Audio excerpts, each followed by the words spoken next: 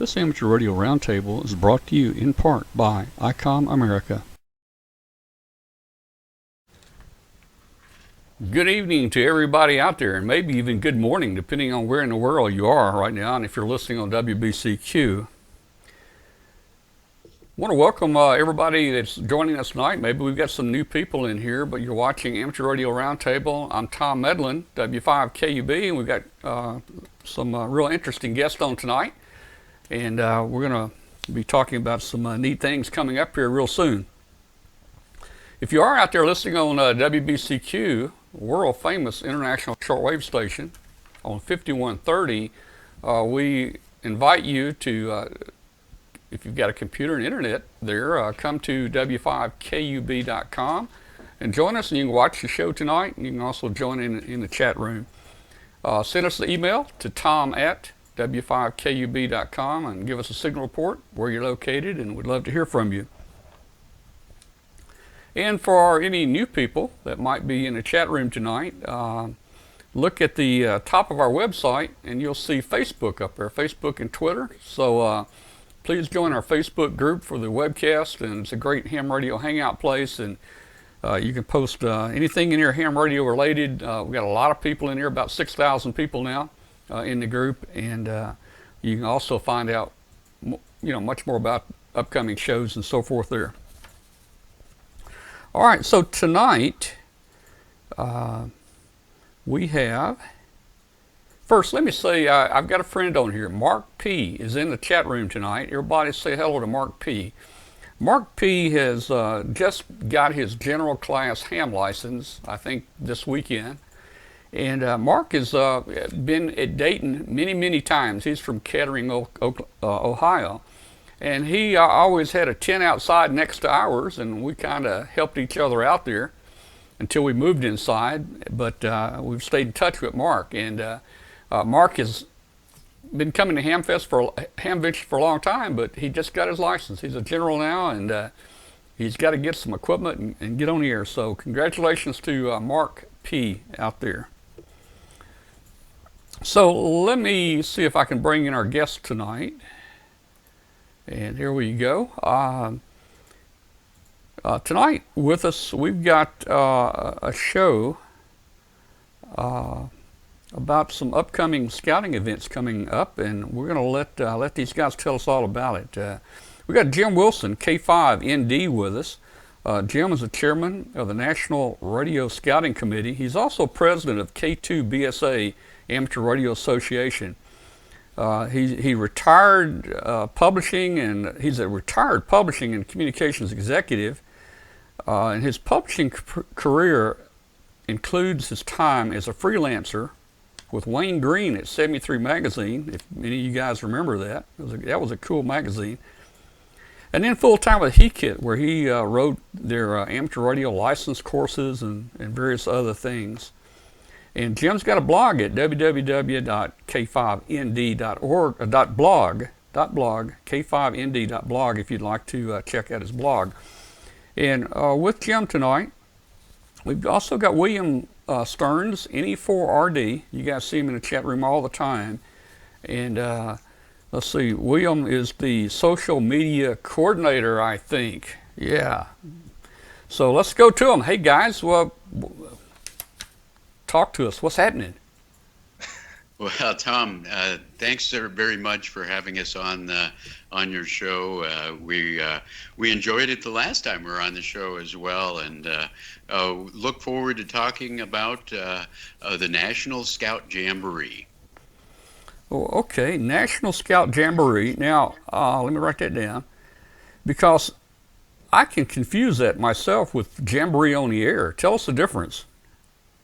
Okay, you bet. Well, Jamboree on the Air is the largest scouting event in the world. This year marks its 60th anniversary. So it got its start in 1957. It happens every year on the third weekend in October. This year, that's the 20th, the 21st, and the 22nd of October.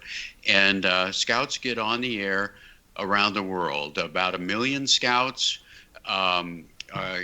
participate across 150 different countries, and our measures say about 30,000 amateur radio station. It also includes Jamboree on the internet. So that's an annual event. Now, the National Scout Jamboree happens every 4 years. Doesn't happen annually, obviously. It consists of about 35,000 scouts that spend a week at the Summit Bechtel Scout Reserve in West Virginia. And the Summit Bechtel Reserve is this incredible high adventure facility that the Boy Scouts of America has built in West Virginia. And it includes everything from BMX and mountain biking trails, skateboarding parks, rock climbing, whitewater rafting, shooting sports, zip lines. Man, you name it, they've got it going at that facility, and it's all world class. They hired the top line consultants to build that facility and put it in place. But there's also, if you want fun and magic, you have to have amateur radio. And so K2BSA is going to be there. K2BSA is the amateur radio station typically associated with the National Office of the Boy Scouts of America.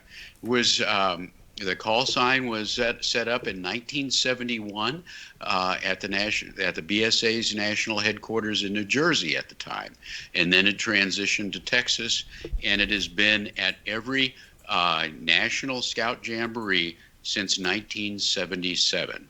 So that's a very long way of saying that's the difference between Jamboree on the Air and the National Scout Jamboree. Okay, well, you cleared that up for me. Now, where is this going to happen? It's going to be in Virginia or somewhere? It's actually in West Virginia. Okay. At the Summit Bechtel Scout Reserve, and that is a property that's 10,600 acres that adjoins the New River National River, which is about, I think if I've got my numbers right, about 100,000 acres. But it's a high adventure base of the Boy Scouts of America. The other high adventure bases are Philmont Scout Ranch in New Mexico, the Northern Tier Canoe Base in the Boundary Waters in between Minnesota and Canada, and the Sea Base that's in the Florida Keys. So this is the high adventure base in West Virginia. All right, so I know they have a good time doing this, but there's probably more to it than just a good time. Do you guys do any testing or anything? Or I'm sure they earn merit badges. Give us a little background on that. Yes. So let me kind of go to the top of the funnel. There's about 35,000 scouts that will be at the Jamboree. There's roughly 8,000 staff volunteers that will be there operating everything. 8,000.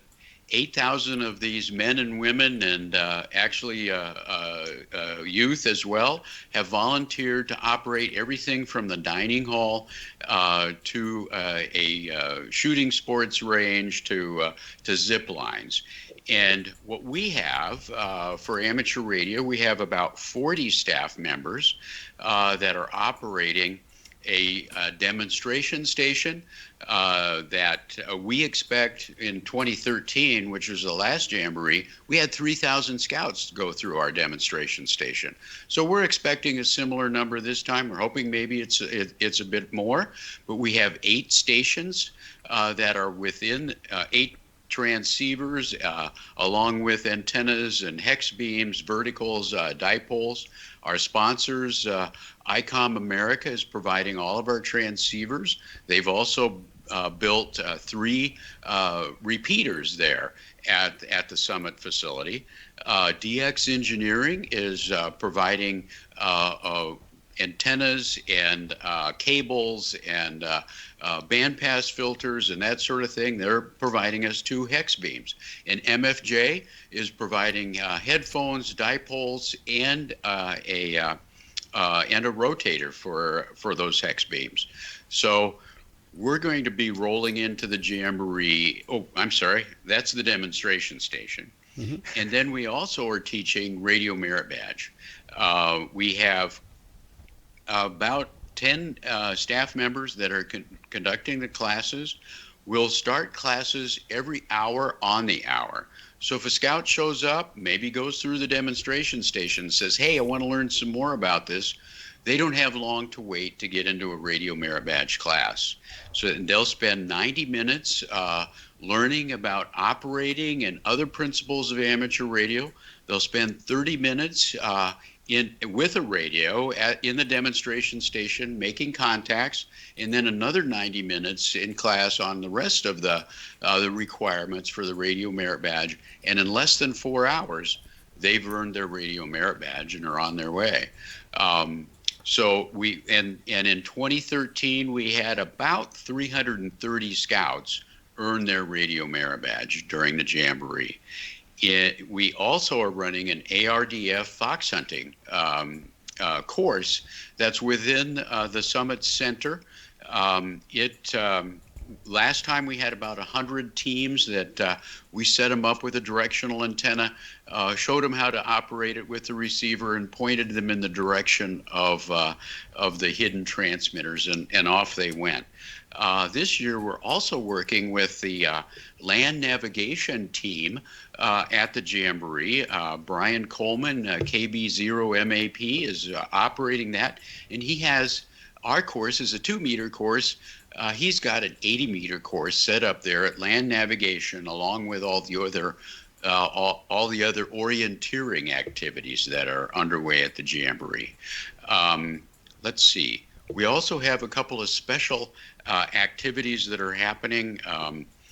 Bill Brown, WB8ELK, the father of high altitude ballooning, is coming in, launching a balloon for us. And this is not one of the typical high altitude balloons. This is more of a medium range balloon, medium altitude, about 40,000 feet rather than 100,000 feet. And it's expected to navigate the globe. And so we'll be able to track it during the Jamboree as it crosses the Atlantic. We expect some other scouting events in Europe to pick it up shortly after that, and so on through the however long it goes. We'll be tracking it with its amateur radio payload. And then we have a scheduled contact with the International Space Station. We haven't quite committed to a date yet. That's going to happen probably next week, and then we'll get the word out on that. But we'll be selecting 10 scouts to talk to the astronaut with that contact, and we'll be getting the word out to everybody, and hopefully be posting some videos of that as well. So that's probably the short story of what we're doing there.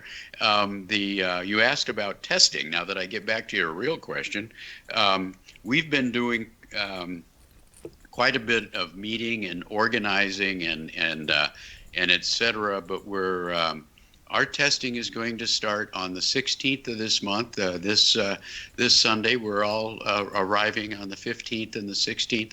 We'll be plugging cables in, setting up things, unloading boxes that have been shipped to the Jamboree, and then be in full problem-solving mode, I guess, is a way to look at that. Getting the bucket truck to put the antennas up. We have 3 telephone poles that are there. The tents are already set up, and we'll just be connecting the radio gear, setting up the tables, all that sort of stuff. So we'll be testing at that time. We'll be on the air. We should have a fair bit of time on the air on the 17th, the 18th. On the 19th, the scouts arrive, and on the 28th, they depart, and we shut down the station. So, and actually, I guess the broader answer to that question, it will be a testing event. There'll be Cool. lots of There fun won't be any things. licensing though. Yes, go ahead, Bill. Yeah. I was just gonna say there won't be any license testing, and I think that's what Tom was asking. We no won't be license doing testing. any licensing there. And is there a reason that you don't do license testing? Yes. Yeah. Yes, there is. In previous jamborees at Fort A.P. Hill in Virginia, there was a day-long course teaching the technician license, and then followed by testing, I believe, in the next day. It was reasonably successful. But the difference between a jamboree at Fort A.P. Hill and a jamboree at the summit is light years. The summit is a high adventure base with every imaginable activity, that Boy Scouts could think up and afford to put in place, and that was safe for Scouts.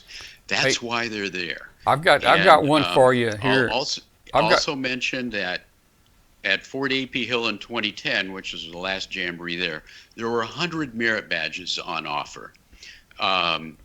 And you could earn almost all of those during the course of the jamboree. For the 2013 jamboree and the 2017 jamboree in the new facility, not sure of the number, but there's almost no merit badges that you can actually earn there. And the reason is it's not a place to spend time in class. It's a place to spend time on these incredible high adventure facilities. Well, it sounds like a lot of high adventure, a lot of neat things, but I'm going to suggest one activity. You guys probably haven't done this yet. How about somebody making a ham radio contact as they're going across the zip line? Well, we're not entirely sure that hasn't happened. Somebody with an HT zipping across, it's certainly possible to do that. All right. Well, that's fun. I got on my first zip line this past year in North Carolina. My wife, they drugged me out there to get on it, and really it was very enjoyable. It was a lot of fun. So I know the Scouts are going to have fun out there. Well, so, I will mention that I think there's about 5 zip lines. Somebody can correct me on that at the summit, one of which is 3/4 of a mile long. They call it the Big Zip. But one of those terminates right by our tent. And we've contemplated loading up those cables and getting on 160 meters. Oh yeah, that would work. That would. That'd be cool. So Williams, he's going there. He's going there also. He'll be there. And that's right. Let me get my picture off. So one of the things that we've just recently started talking about is maybe W5KUB teaming up with you guys and giving you an additional way to get the word out. So we're right now, to all our viewers, we haven't worked out detail yet, but it's very possible that W5KUB.com will be streaming at least maybe a half a day or a day of this event. Bill's going to be working on it from the Scout end there, and that's going to be cool. Maybe you'll see and learn a lot of new things. So we'll work those details out and get that information published as soon as we know what they are. You got any ideas? We'll be recording a lot of video, taking a lot of snapshots, putting a lot of information together on the event itself. My job as a social coordinator social media coordinator is to put the word out of what's going on at the National Jamboree, expose K2BSA as an integral part of it, and show what radio scouting is all about. And we've been doing it with our spots on AR Newsline and just about everywhere else. But this is an opportunity to be on site and see exactly what happens as it happens. And we will have the capability and the network connectivity to run live video, streaming live video out from the site. So our plans right now are to attempt and test out early on that ability to kind of streamed directly to the W5KUB channel, as well as all the other social media outlets that we possibly can. Well, so that's, I'm only one person. I can only do so much. Yeah. So we're gonna see what we can do there, and I really appreciate the offer, Tom, of the channel here, so we could get it to a more broader audience. Well, out of tens of thousands of scouts there, I'm sure you can find one that doesn't have anything to do for a few moments. Put him on the chat room, and that way he can kind of coordinate, and talk to the chat room and let people know what's going on. So you guys are going to have the works, the website, the chat room, everything is going to look just like one of our shows, but you guys are going to control it, and however long you want to run it, you make it one of our longest shows possible. Hey, question though, and I don't know, I think I saw something come up in the chat room. What about, do all these activities still go on if the weather is bad? I mean, how does that affect you guys? How does that affect you?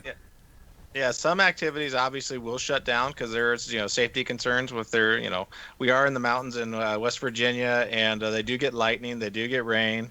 Obviously, there's some activities you do not want to be exposed to lightning at, so a lot of the outdoor activities would shut down. Obviously, we would start popping the coaxes off the back of the rigs, and making sure that everybody's safe during those kind of events. The BSA does take the weather very seriously in planning of any activity, any outdoor activity, and there will be weather officers basically driving that particular response when we do need a shutdown. So are there what's the word for it? It's been a long time since I've been around scouting, but are there scouts that specialize in weather or any type merit badges or things like that?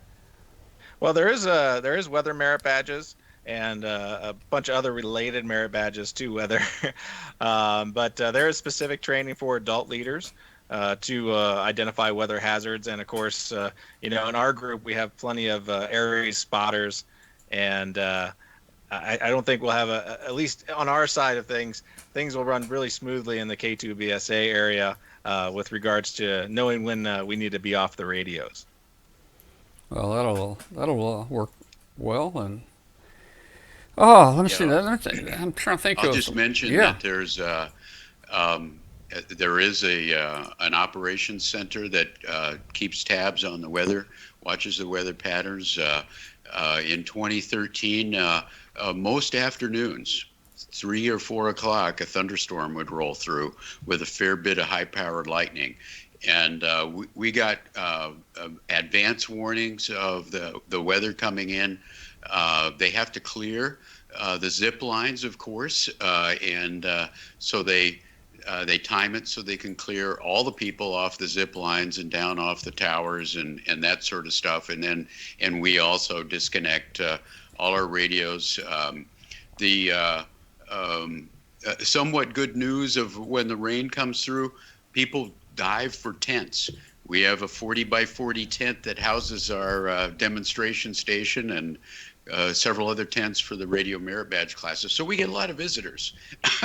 And when we're able to fire the radios up again, we get them in front of the radio for a demonstration. So you mentioned visitors. I know you're going to have thousands of scouts there, and I think you said upwards to maybe 8,000 helpers or people, volunteers that work here, right? Do you have a lot of other people, just the public that comes in? Yes, there are certain days that are open for visitors, and those are on the just Google Jamboree visitors, and you'll find what days those are, what times they are. There's a ticket involved as well, but they can come in, and actually it's really a nice setup. Visitors are allowed into the Summit Center. That's where our operation is at. There's a couple of zip lines there. There's a number of high adventure activities, but not all of them are there. Previous criticism of the jamborees at Fort A.P. Hill, where visitors would come in and they'd get in line ahead of the guys that had paid their way to get there for the full jamboree experience. So that doesn't happen. Want to go to the big zip, the 3/4 mile zip? Only full-time participants in the jamboree have access to that, is just one example. But there are visitor days.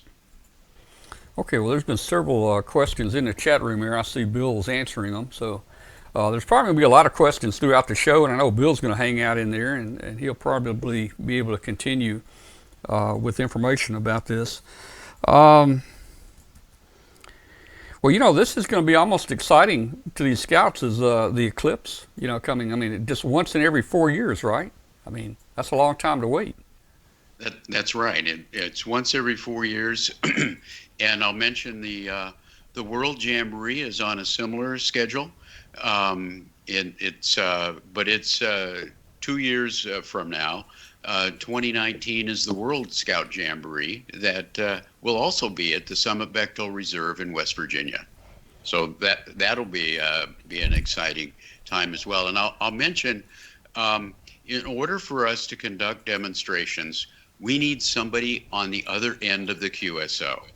So one of our big initiatives is to let people know when we're on the air, let people know what frequencies we're operating on. Those are listed on the K2BSA.net website under Jamboree and Amateur Radio Live at the Jamboree. And so you can find those frequencies. We'll also be posting those frequencies live on social media, so that they can say, okay, you can see those list of frequencies. Those are called the Scout frequencies. They've been designated by the World Organization of the Scout Movement as places where Scouts can connect with one another and communicate. So we'll be operating near those, pending the nets that might be going on there or whatever. So we're looking for contacts, and we'll be providing them lots of information about how to find us. Now, propagation might be another matter, but we also have Echolink to our repeaters, and we have the conference called Jambo that we'll be connecting with. There's also a D-Star repeater at the summit, and it will be permanently linked to a reflector 33033A. So there'll be lots of ways to connect and for us to make those contacts to support our demonstrations and to support our Radio Merit Badge classes. So anybody would like more information, it looks like your website here has plenty of information, K2BSA.net, and they can find out all kinds of things about this. There's some very young looking scouts here. What's the age range for scouts to attend this? Well, for the Jamboree, it's Boy 14. Scouts. Pardon? It's 14. It is 14 because it's a high adventure base. They must be 14 years old by the time they get there, and I think they have to be at least a first class Boy Scout. So they have to achieve at least the first class ranking in Boy Scouts. Okay. Well, to do all the things you do, I'm sure there are some requirements to come out there. Yeah. Like most high adventure bases, I mean, because the age appropriateness of the activities, they really want the 14-year-old is the mark, where they basically say, yeah, you can go to Sea Base, you can go to this one, you can go to that one. Regular summer camp, scouts just right out of 5th grade can go and do those. And I believe Cub Scouts are only allowed to do day camps, but we do a lot of radio scouting with Cub Scouts at various events where they cross over. Obviously, Jamboree on the Air is pretty huge for getting Cub Scouts involved. I know a lot of guys personally that run events just for Cub Scouts. We do radio with scouting at every age level, and scouting starts at I believe Tigers are first grade, Jim? I think that's what they start, and obviously they go all the way up to 18. And then venture scouting goes a little bit further for the college age kids. I believe it goes up to 21, 22.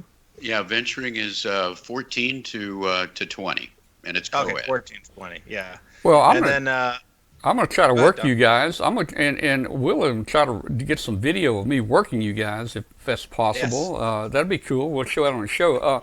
There's people talking in the chat room. They're all talking about how a K2BSA QSL card would look really good on their wall. Do you guys send out cards? Yes, we Yes, will we do. be. Yeah.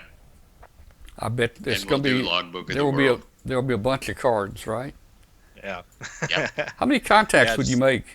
You think in a year? Do you know? I mean, At the 2013 Jamboree, I think it was about 2,000 contacts. Oh, okay. Just under 2,000. okay, cool. All right, well, guys, I think we've talked a lot about this. I appreciate you coming on the show. And is there any other detail here that we want to get out here before we go? Yeah, one thing I'll mention is that first off, at the Jamboree, we'll be operating a nightly net at the Jamboree, and will be on Echolink as well as the repeaters there at the summit. So, and it's Jambo as the conference node, so people can check in on that net from wherever they happen to be, as well as those that are on site. And I'll also mention we operate a radio scouting net every month. It's the second Thursday of the month. It's coming up this Thursday on the 13th of July.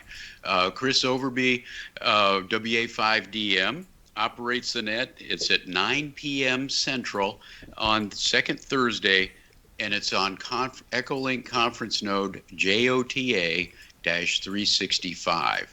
JOTA-365, and a lot of guys, it's getting a fair bit of attendance, and they talk about how to engage scouts in amateur radio and how to operate Jamboree on the air. And this particular time, we'll be talking about how to make contacts with the Jamboree. Well, all right, and we've got questions again about frequencies. Guys, if you'll go to K2BSA, all the frequencies are listed and all those things you might need to know. Okay, William, anything else, William?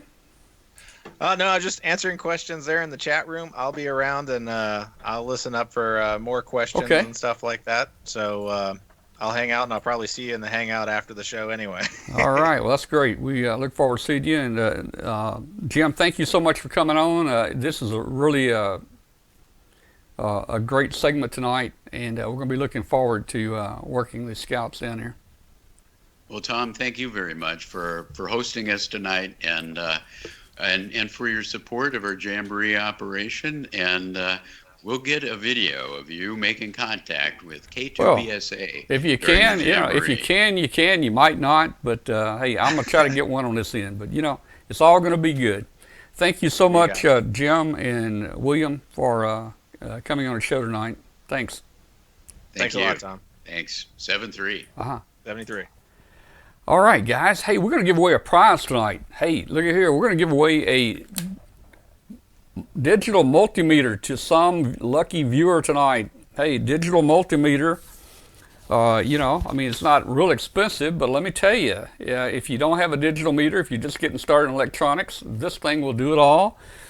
It measures AC, DC voltage, DC current, resistance. It's got a transistor tester built in it, a diode tester.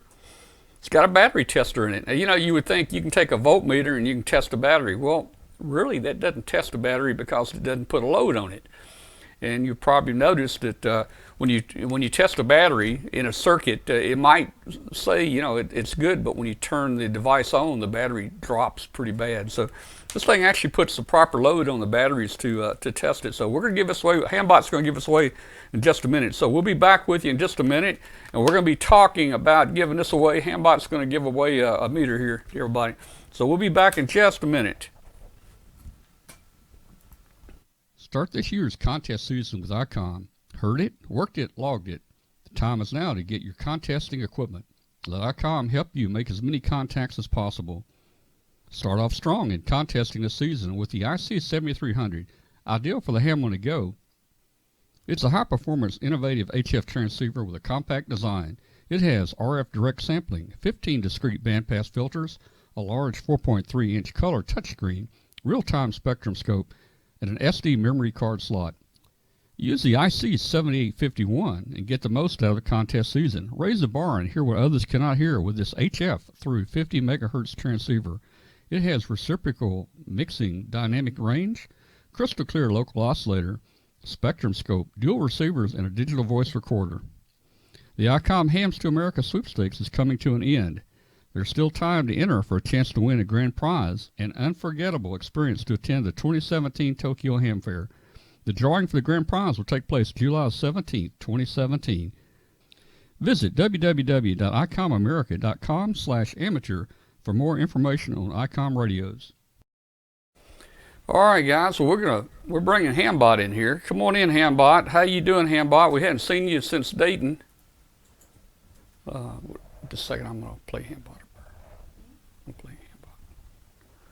Let's see if Hambot will run. I don't know. Hambot doesn't look like he's wanting to do much. Why didn't Hambot want to run? Well, that's interesting. Hambot does not like to make a presence on show night, but we're going to go ahead and crank him up, and Hambot's going to go ahead and give a prize out. So here we go. Everybody stand by now. We don't talk, we don't chat while Hambot's giving away a prize. So everybody just quit typing while we try to give a prize away. So here we go. Hambot, go ahead and do it to it.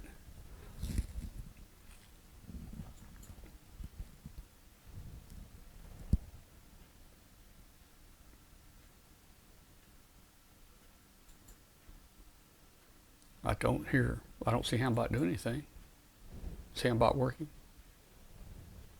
Okay, here we go. Hambot. Okay, it's going to be about a 30-second delay, so the official time is the chat room. If you watch your show, the official time is the chat room. Please don't chat during here. If your name is called, only you can chat. The official time is in the chat room. The official time is not the video. Looks like we're looking for a Dave, AC2GF? GL?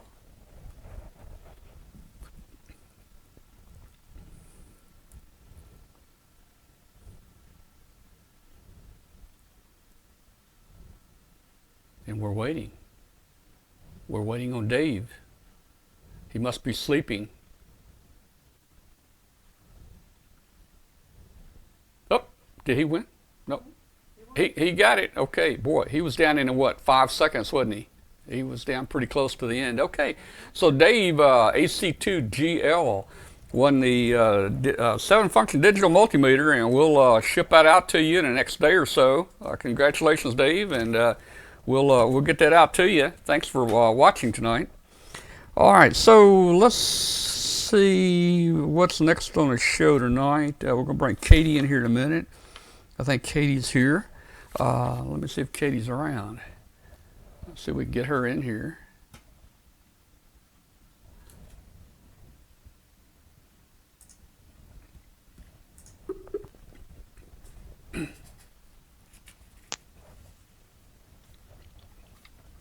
Hello. Hello there. Looky here who we've got on the show tonight, guys. Welcome. Oh, hi. Welcome, Katie Allen, WY7YL. How you doing, Katie?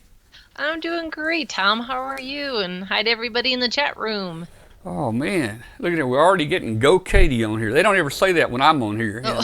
You know, they don't say Go Tom. They always say Go Katie. You know, hey, what you been doing here?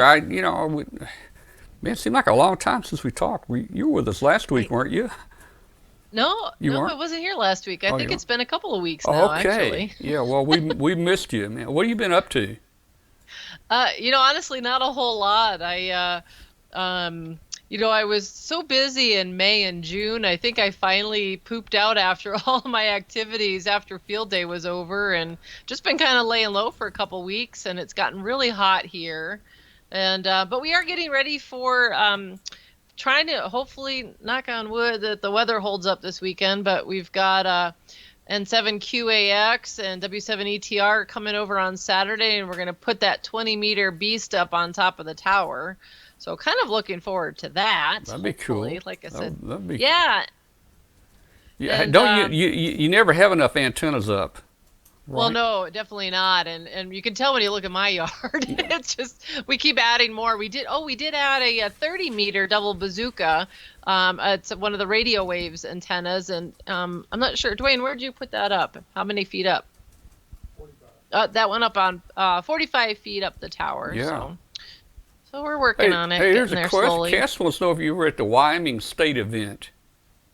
Oh yeah, well actually it was the Rocky Mountain Division Convention. Yeah. And that was in Cody, Wyoming, and I totally neglected to get any photos put together for tonight because I wasn't thinking I was gonna do that.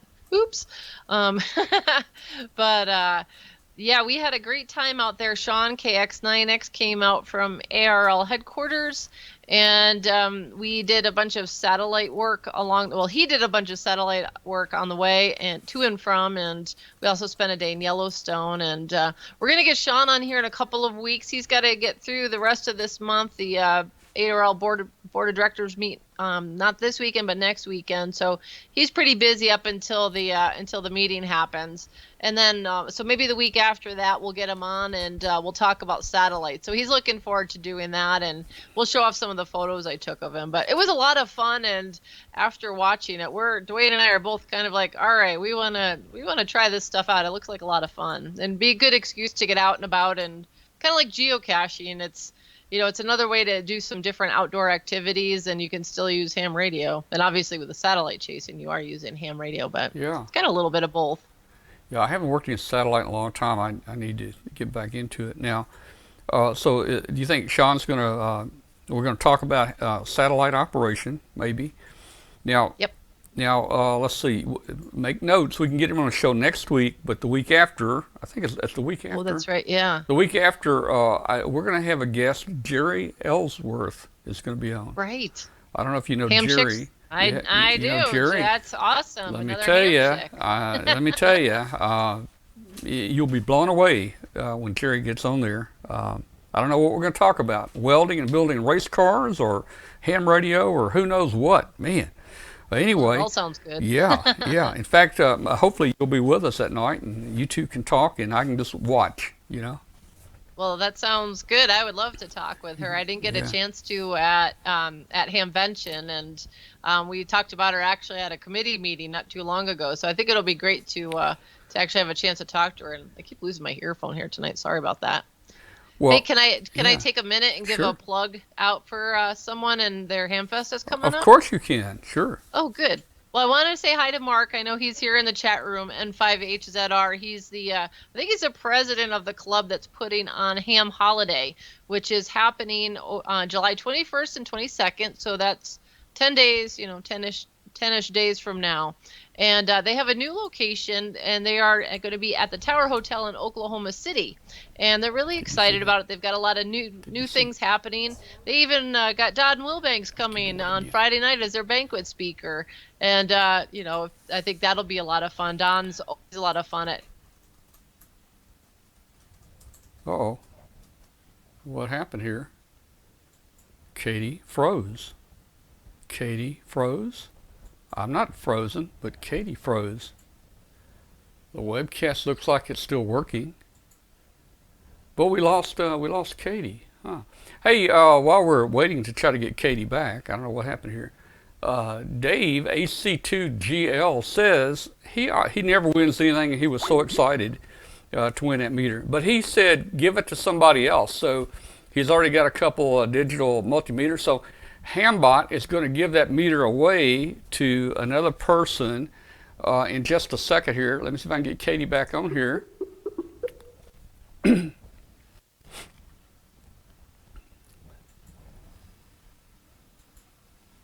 Well, I don't know what happened to Katie. Katie's gone. Well,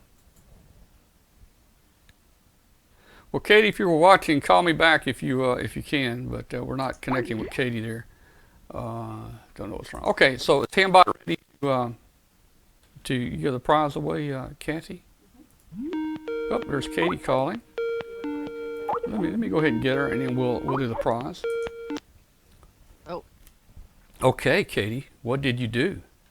I don't know, but I'm looking. I think I told you I was having some internet issues here. Sorry Yeah, about that. we've all had that. Yeah, we've all had it Okay. for sure. But okay, now so you were giving a plug to somebody, and I got completely off track with everything going on. All right. Well, we'll just rewind and let's start that again. So Yeah, I don't know how to make that noise. So yeah. all right. So Mark is W5. Let me look at my notes here. I want to make sure I don't bust his call. November 5 Hotel Zulu Radio is in charge of the Ham Holiday, which is the Oklahoma City Ham Fest, and it's also the ARL Oklahoma State Convention. It's happening next weekend, the 21st and 22nd, at the Tower Hotel in Oklahoma City, and it's a brand new location for them. They're very excited about it. They've added a lot of new features and events. They have Don Wilbanks as their banquet speaker on Friday night. They're very excited about that. And of course, there's a lot of various speakers. There's going to be an ARL forum. Joel Hallis, W1ZR from ARL headquarters. And also, if you listen to the Doctor is In podcast, he's the man. But he'll be doing actually a Skype presentation talking about antenna analyzers. And there'll be emergency discussions, DMR forums, YLRL, of course, with Michelle Carey, W5QC, who is from the YLRL. She'll be leading that, as well as having a table for the YLRL and doing some presentations on that also, and hopefully getting some other ladies to join our great organization. And let's see, what else is there going on? So that starts next Friday, the 21st at 3 p.m. And if you want to check it out, it's at www. Well, Katie just bombed out again.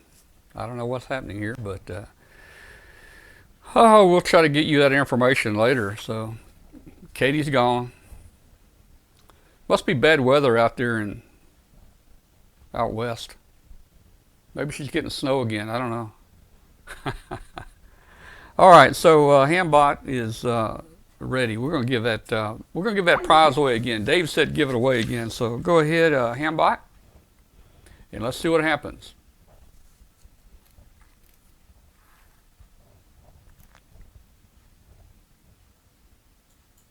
Everybody stand by. Please do not type while we're giving away a prize. Only the person that name is called, you can type back to us.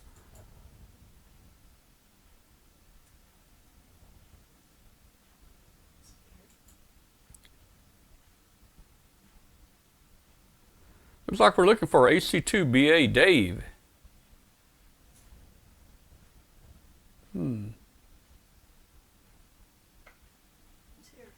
Is Dave here? We got it. That is cool. We've got a winner there. Okay, very good. AC2BA Dave won. Hey Dave, have you ever won anything on one of our shows? We give away about $10,000 in some very, very nice prizes, at places like Hamvention and Hamfest and Huntsville Hamfest. And your call seems very familiar, Dave. I don't know if you've won a prize by Hambot or not, but you might. All right, so okay, well, that's cool. Hey, again, for those people that tuned in late, Mark P. Let's see if Mark P. maybe changed his name in the chat room. Okay, looking for Mark.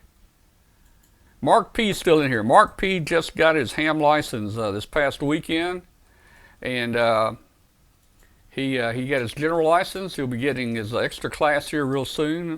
He's up in Kettering, Ohio, and he's always attended Hamvention with us, but he was never a ham. But now he's a ham. He's got to get in some radio gear and get on the air. So that's we'll say congratulations to Mark P. out there. Let's see if I can get Dave on here. We'll see if we can bring Dave in. Dave's got an interesting subject tonight to talk about.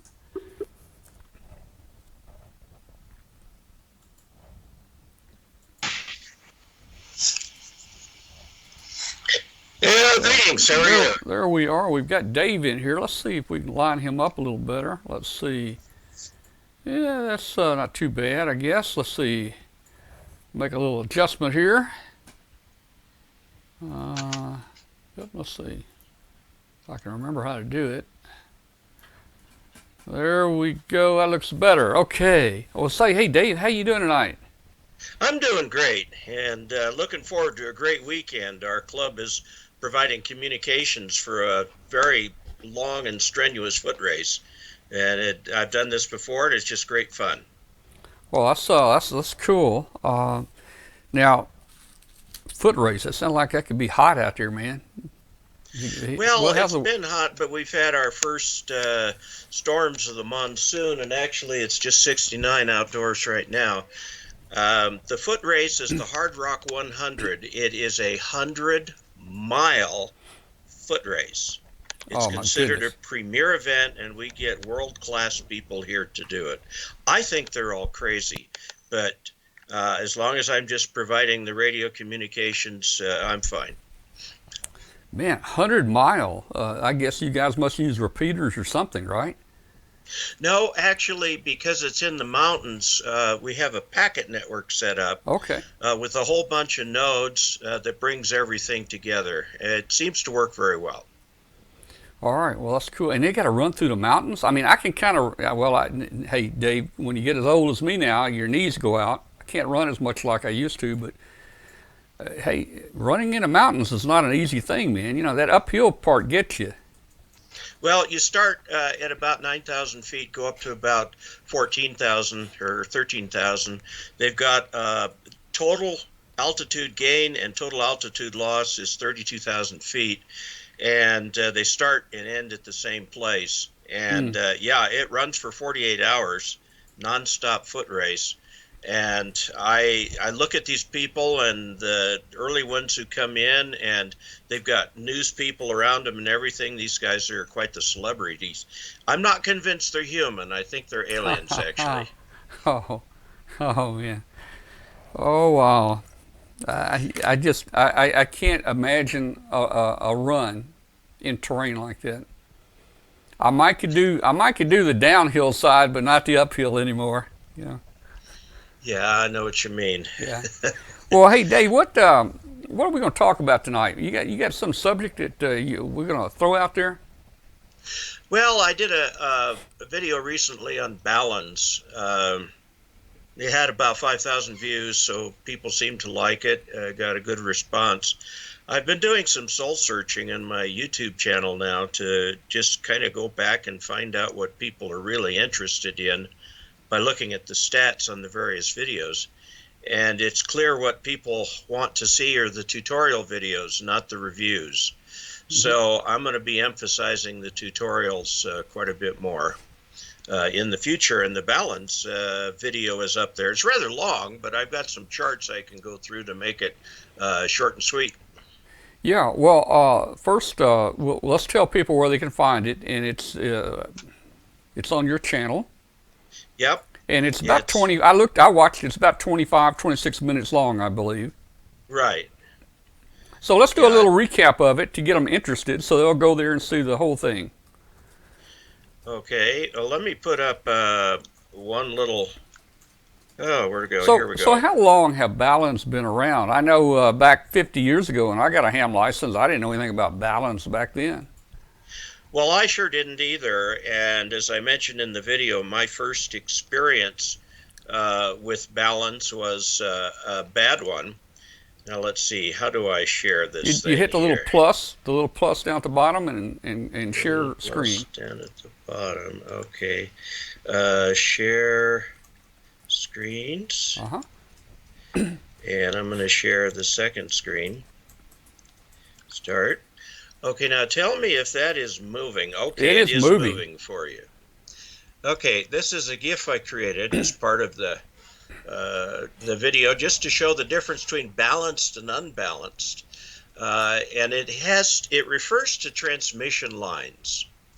And in a balanced line, like the one at the top, which is actually a representation of ladder line, when the current goes one way in a conductor, it goes the other way in the other conductor. Okay, so whereas if you're in coax, and actually coax is newer to ham radio than these ladder line type things.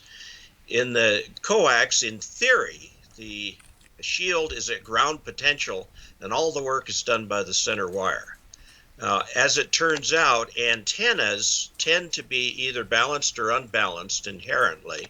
So if you're using an unbalanced line to feed it, you've got to have something between it and the balanced antenna, and we call that a balun, for balanced, unbalanced. It converts between the two.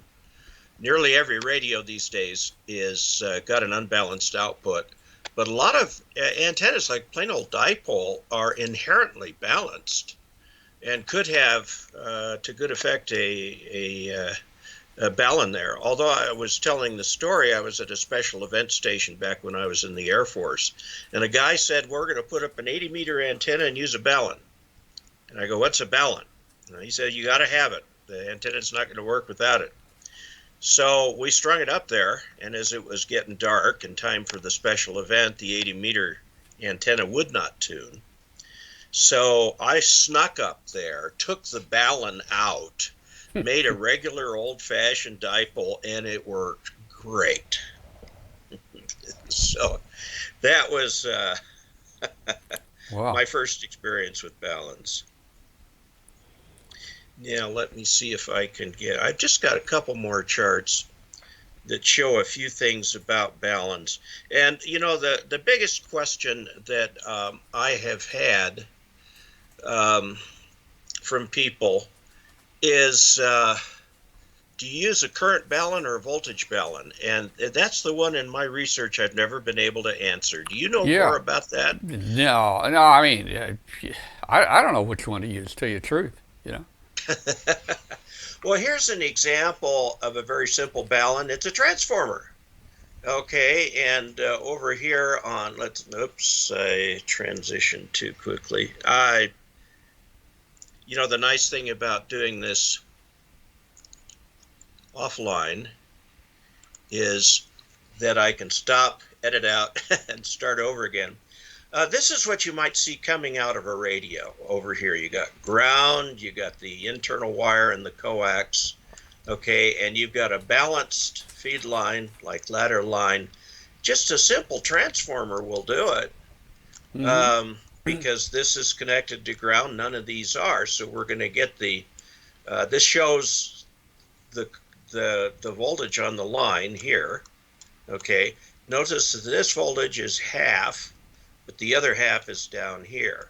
Now I put this ground in here as something you can do, because if you do that and you get common mode currents down here, like static and stuff, they'll come in here and cancel each other and go to ground.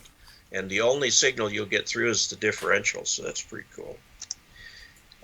You can also do transformation if you want to change the impedance. You take the turns ratio and square it. So like we start out here with 50 volts at 1 amp, the page up. There we go.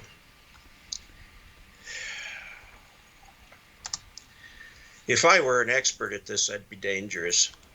Okay, on the unbalanced side here, this might be coming out of your rig, and say you want to use balanced line. Here we take a 1 to 2 transformer, it's 50 ohms. So the 50 volts, 1 amp becomes 100 volts, a half amp. And the impedance there is actually 200 ohms. So it goes up as the square of the turns ratio. So this changes the impedance. So if you want to use a line over here that's like ladder line, this is a 4-to-1 balun. And we see those a lot in ham radio, although I don't know of very many things that are 200 ohms. You'd need a better balun for like 300 ohm ladder line. Now there we go. Now a voltage balun, this uses an auto transformer. You take a single coil, okay, and often this is double wound, so you'll have a toroid that'll be in here, okay, and you'll connect the ground to the middle and the hot line of the plus, and then continue down that auto transformer, and you'll end up, when this is plus, this will actually be that same voltage again minus. So you end up with this. This is a very common configuration. 50 ohms unbalanced to 200 ohms balanced. Again, I don't know what's 200 ohms in ham radio. Everything's 300 or 650 or something like that. But anyway, here's what a typical voltage balun looks like. You can see the double winding around the core. You can see that the center of the coax ends up going over to one of the terminals, and you've got the other connections in there. Now, there was a guy by the name of Llewellyn who a long time ago wrote a paper on baluns, and it turned out to be kind of the seminal paper on baluns. And he had what he called the superior 4-to-1. It's a current balun. And there are two transformers here. And you end up, same thing. However, the thing about a voltage balun, if I go back, a voltage balun forces the voltage here and here to be equal and opposite. Okay? So that's a voltage balun. Now, if you go to the current balun, this forces the current to be equal and opposite. The voltages might be different. Okay? And these are real common too. Here's an example of an MFJ current balun. And now here you see the two transformers. And I very, very, very carefully traced the wire to make sure that, in fact, this is what the schematic was. Now, there's another kind of balun entirely that doesn't have a transformer. And we're using, again, the definition balanced to unbalanced. Here is a typical dipole without a balun, which I assert is probably the most common antenna in the world. Your center conductor goes out one way, your shield goes out the other. Well, if the currents are equal, you got a current here, you got to have a current here that's equal, and some of the current from the shield comes down this way, and so this current's not equal to this current because you've got to take this current and add it to this current, okay? And the voltage flowing on the inside of the conductor and on the outside of the conductor are totally independent. And stray current follows the outside of the shield and will try to radiate because it's unbalanced. It'll try to radiate. And you don't like that. So what you can do is add some kind of inductance here, which will create a high impedance to stray current. So the current can't go that way. It goes that way, and you get balance up here. We all want balance in life. So one way to do that is to roll up some coax, like you see here on this antenna. That's 25 feet of coax rolled together. Now the inside of the coax doesn't see the coil. It doesn't see anything outside. But the outside of the coax certainly does see the inductance, so you don't get very much current down the outside. So you've gone unbalanced to balanced. That's the definition of a balun. So even though it looks like just a coil of coax right up there, that does function as a balun. One of the problems with this is that really is 25 feet of coax right there. So if you buy coax at $1 a foot, that's $25 for your balun. This is a simple little balun on a piece of PVC pipe for a VHF antenna. You can see the bottom of the J-pole. Okay, and here's another example of a current or a balun, which again, these are current baluns here because they force the current to be the same. This is a whole bunch. This is a whole bunch of ferrite beads that have been put on this coax and then covered very nicely with this shrink fit tubing. So there's no transformer in it, but it's a balun by the definition. So that's what I've got for baluns. That's your double super quick balun course there. Well, I've started using them, over the years. Like I said, back when I started ham radio, we didn't know what they were. Maybe most people didn't, but I think they serve a purpose. And as you explain it there, it keeps that current from coming back on the shield, and that shield will radiate, and I'm sure it does some good. And back in the olden days, I guess we didn't worry about it because we could match impedances much easier with the pi networks that we had in our transmitters. They would tune a wide range of impedance. That is absolutely true. That's the way I started too. Yeah.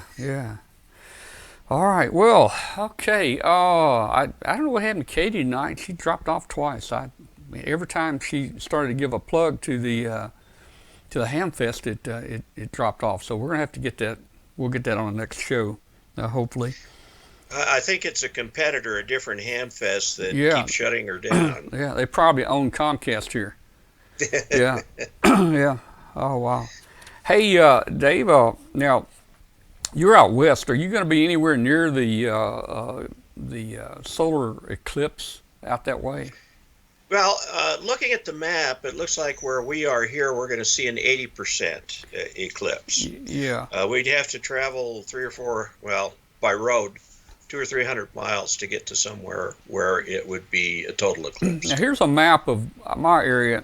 Of course, I'm in Memphis, down on the west end, but we're going to be south of Nashville at the Huntsville Hamfest that Friday and Saturday.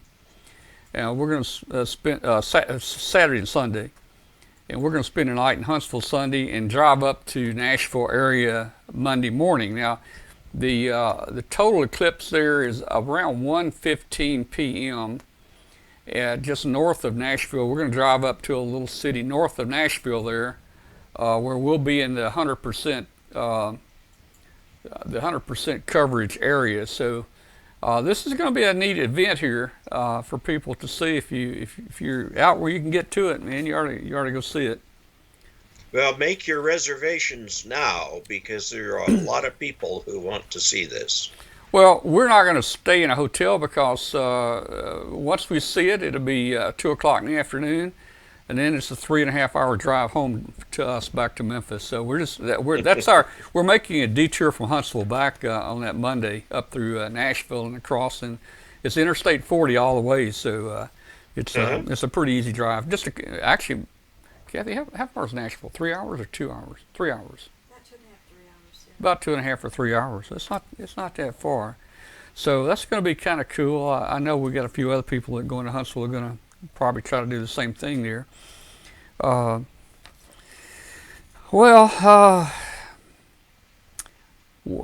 noticed you've done a lot of video posting, Dave. Have you put a bunch of other things up here recently you're working on?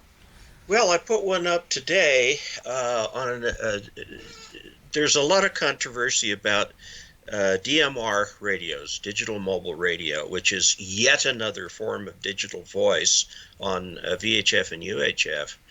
And there's a company in China called Radioddity that wants to break into that market. And their first efforts did something that, I think we've all seen in our life. The radio actually met the spec, but the problem is simply meeting the spec wasn't enough to make it work. So they were selling these radios, and people who have DMR repeaters were banning these radios because they would just step on everybody else. They were not well behaved.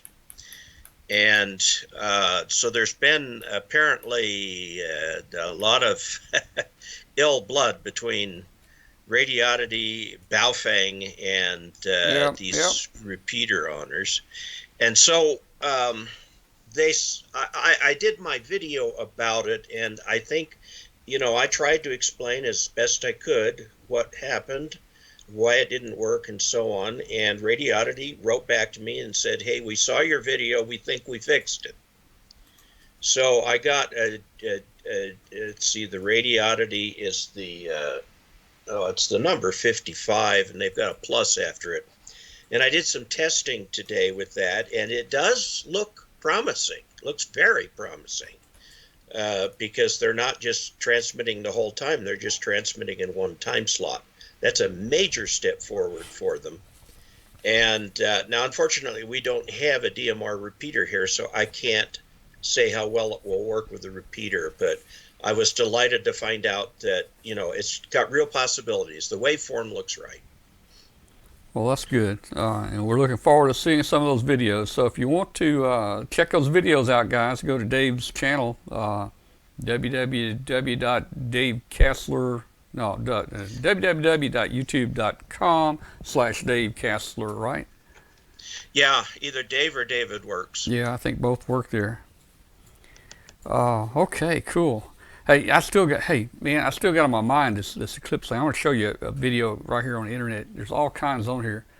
I've been told by people that, look at the stars and stuff, and the astronomy groups, that this shadow is going to be moving at 4,000 miles per hour across the ground. Now, I'm not sure if that's true or not, but I guess it is. But I want you to look at this right here. This is going to be the shadow.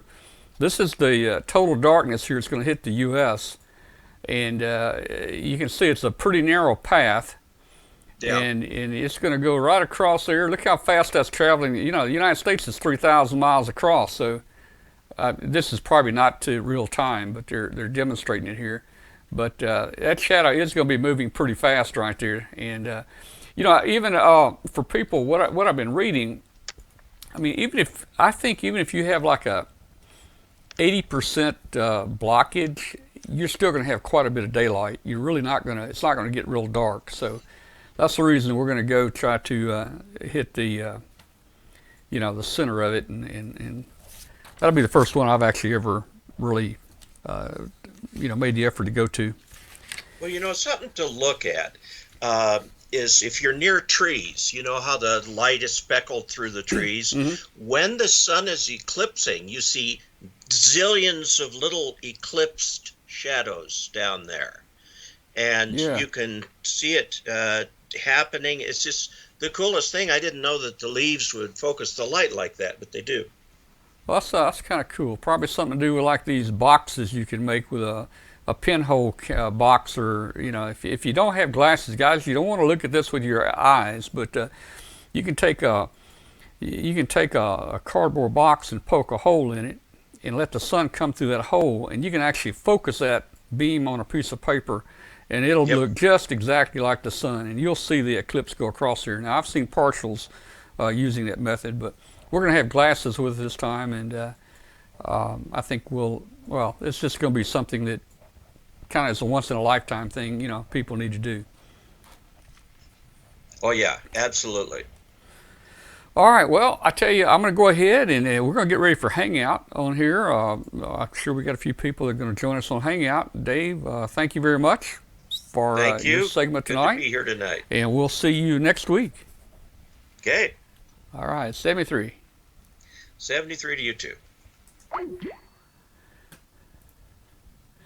Okay, well, thanks to everybody for joining us tonight on the official part of the show. If you're listening on WBCQ, International Shortwave Radio Station, you can always find us on the internet at w5kub.com. That's where the video show is, and there's a chat room there. Send us an email, tom@w5kub.com. Let us know where you are and that you heard us. I got an email the other day from a guy down in Chile that has been listening down in Chile, and that was an interesting email. So join our Facebook group. Anybody new in the chat room, go up to the top of the page here on our menu across the top. Join our Facebook group. We'd love to have you there. Congratulations to our winner tonight of the digital multimeter. We'll be shipping that out probably tomorrow. We'll get it shipped to you, and you should have it in a few days. And we'll see you guys next week. So the official show's over. The unofficial show starts now. This is where we can have up to 10 people check in on video and join the show. We'll leave the webcast up, and we never know what we're going to talk about. So let me see if I can bring in Hangout here. Got to turn a couple things off first. And turn a couple things on.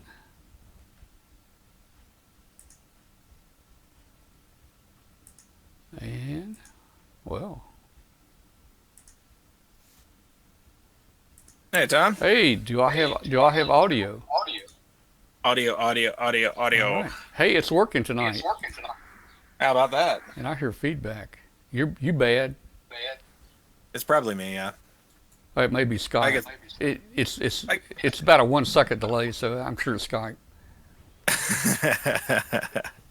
All right. Well, Kurt said time to light them up, man. Everybody, this is usually where the cigar smokers come in, guys. We usually have so much smoke blowing around right now that sometimes it's hard to see who we're talking to.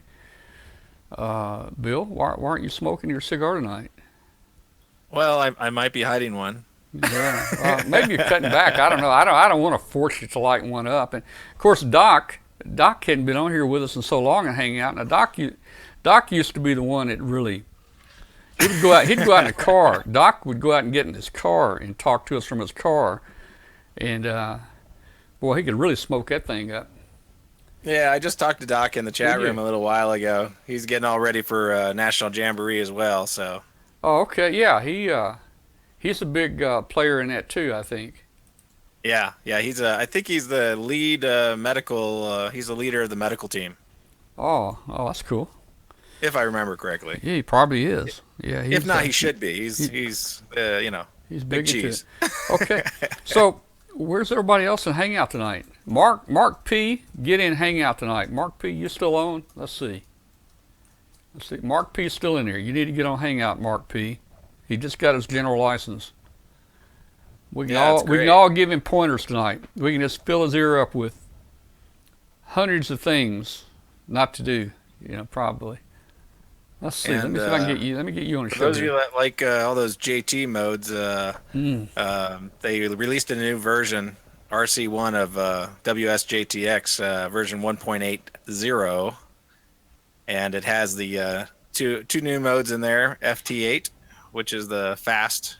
I understand it takes 15 seconds on that one, I think. Yeah. Right. 15 seconds turnaround. Yeah. I know that a lot of people are wanting to use this for the CQ Worldwide VHF contest.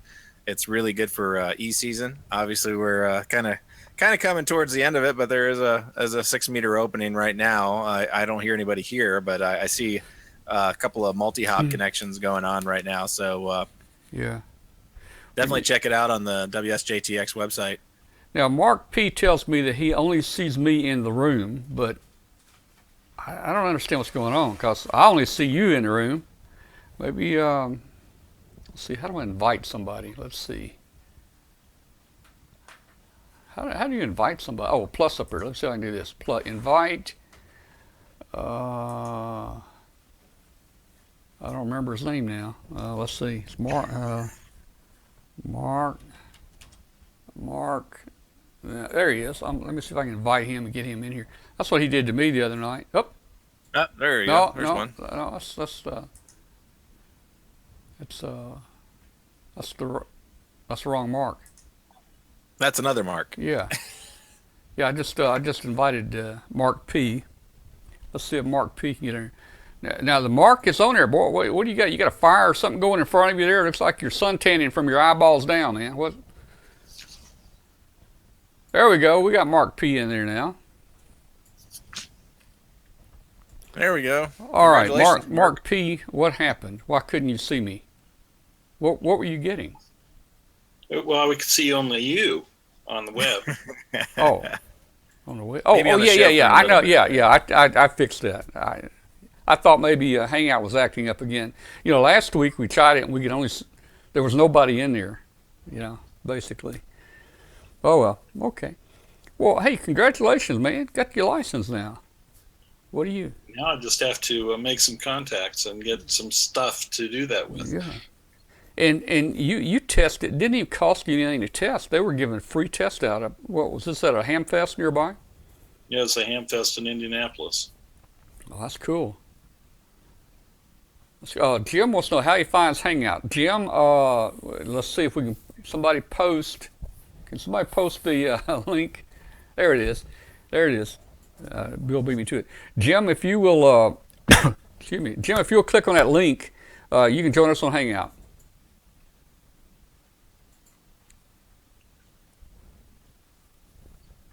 Well, hey, the show went okay tonight. I think we had some good topics, and the internet didn't drop. Boy, Except for poor Katie. Yeah, I lost Katie a couple times. I think that was the troubles on her end. Yeah. It looked good here. It still says we've dropped 0 packets since we started. We've been on an hour and 42 minutes with 0 packets dropped. That doesn't mean we hadn't had a trouble, but that's a pretty good indication that it's done fair. Yep. There we go. We got Jim in there. There's Jim. Yeah. Yeah. We got down into our civvies now, so we're like just regular folk. That's You're right. not. You guys aren't in uniform now. Yeah. This is what I look like when I'm walking from the staff camp to jamboree. Hey, that gives me an idea, man. I'm gonna have military night where all us old timers we try to get in our suits, and on the show here. Now, mine, I can't pull it tight enough to button it, but I mean that'd be fun to watch. Have. Well, one guy told me, he said he can't get his arms in his, so he's worse off than I am. Yeah. That's funny. Well, I'm real excited about working this National Scout Jamboree. I had to get it straight there. I'm still. It is a little confusing because it has Jamboree in the title, a lot of people kind of say, "Oh yeah, Jamboree on the air." Well, it's sort of like Jamboree on the air, except for it's completely different. Yeah. Hey, so how many tents will be out there set up? I mean, this is going to be a big deal. I mean, do you have thousands? Do you have maybe 1,000 tents? Maybe close to that. Yeah. Yeah, what's the website for that? It's like the summit.org or something like that, or what is it? Yeah, I always just Google Jamboree and head there. SBR, it might be SBR or something like that. It's not, I wish they'd do a better job of telling the history of that place. It's an extraordinarily incredible facility. It's a strip mine. It's a recovered strip mine that they've made into this incredible high adventure base. Yeah, if you want some shots there, Tom, it's summitbsa.org is the website, and you can see all kinds of shots of what's going on there. They have pictures from last year and stuff like that to give you an idea. They even have videos and stuff like that up there. It's a pretty huge event. Well, in the stadium shows, they can. I know the stadium can hold 80,000 people, and I think they get pretty close to that with all the visitors and stuff coming in for the big shows that they put on, and they have name brand musical groups that are on there. None of which I know, but the ones that the scouts know. All right. Well, hey, now we've got a couple more people in here. We're starting to get a forum tonight. 1, 2, 3, 4, 5, 6. Okay, for people out there watching, we can take 4 more people. Click on that URL link there that NE4RD put out there, and you can join us. And again, this is the informal part of the show. We smoke our cigars and we drink Coca-Cola, and we just sit around the internet here. And when we had Doc with us, we talked about all kinds of medical problems we got. But since Doc's not here, I don't know what we're going to talk about tonight. Yeah, he figured if he had to join, he'd have to start charging you guys.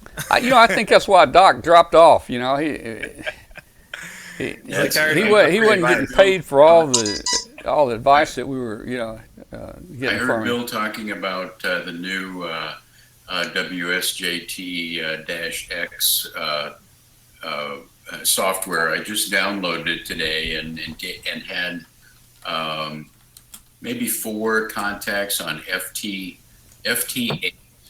Nice. How'd you like it? 6 meters, which worked incredibly well. And of course, there was a big e-skip opening on 6 meters this afternoon, and so I switched to the recommended frequency. There were a lot of stations on there. I contacted 4 of them, and they're 15-second intervals. It automatically sequences through the QSO, and in about a minute, you've got a contact, and it's in the log. So it worked pretty impressive. Oh, that's cool. We got Douglas on there. There's currently an opening right now from the East Coast to the West Coast, so skipping right over top of me. Yeah. So I had an incredible. It's been a couple of weeks ago, but an opening from Japan, right here into the Dallas-Fort Worth area. It seemed to skip right over the West Coast because otherwise I wouldn't be able to make any contacts.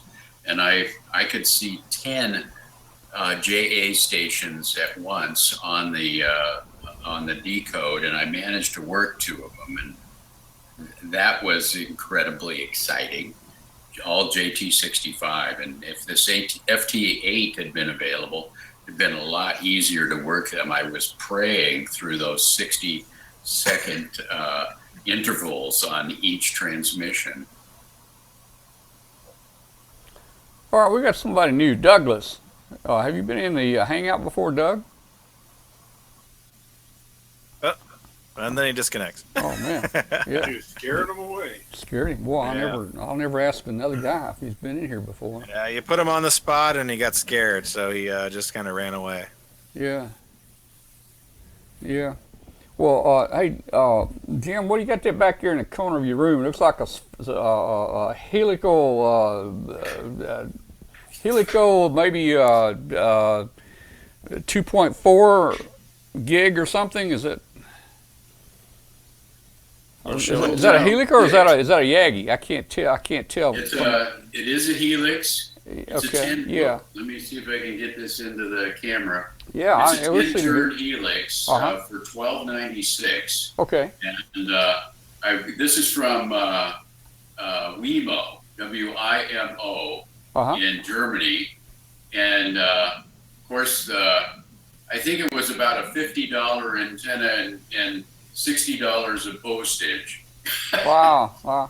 And also picked up a preamp from Australian Mini Kits. 1296 preamp automatically switches if you're under 25 watts, and it's powered from the IC 9100. Wow, So that's cool. yeah, I haven't put it up yet. I'm looking forward to it. Yeah, I built one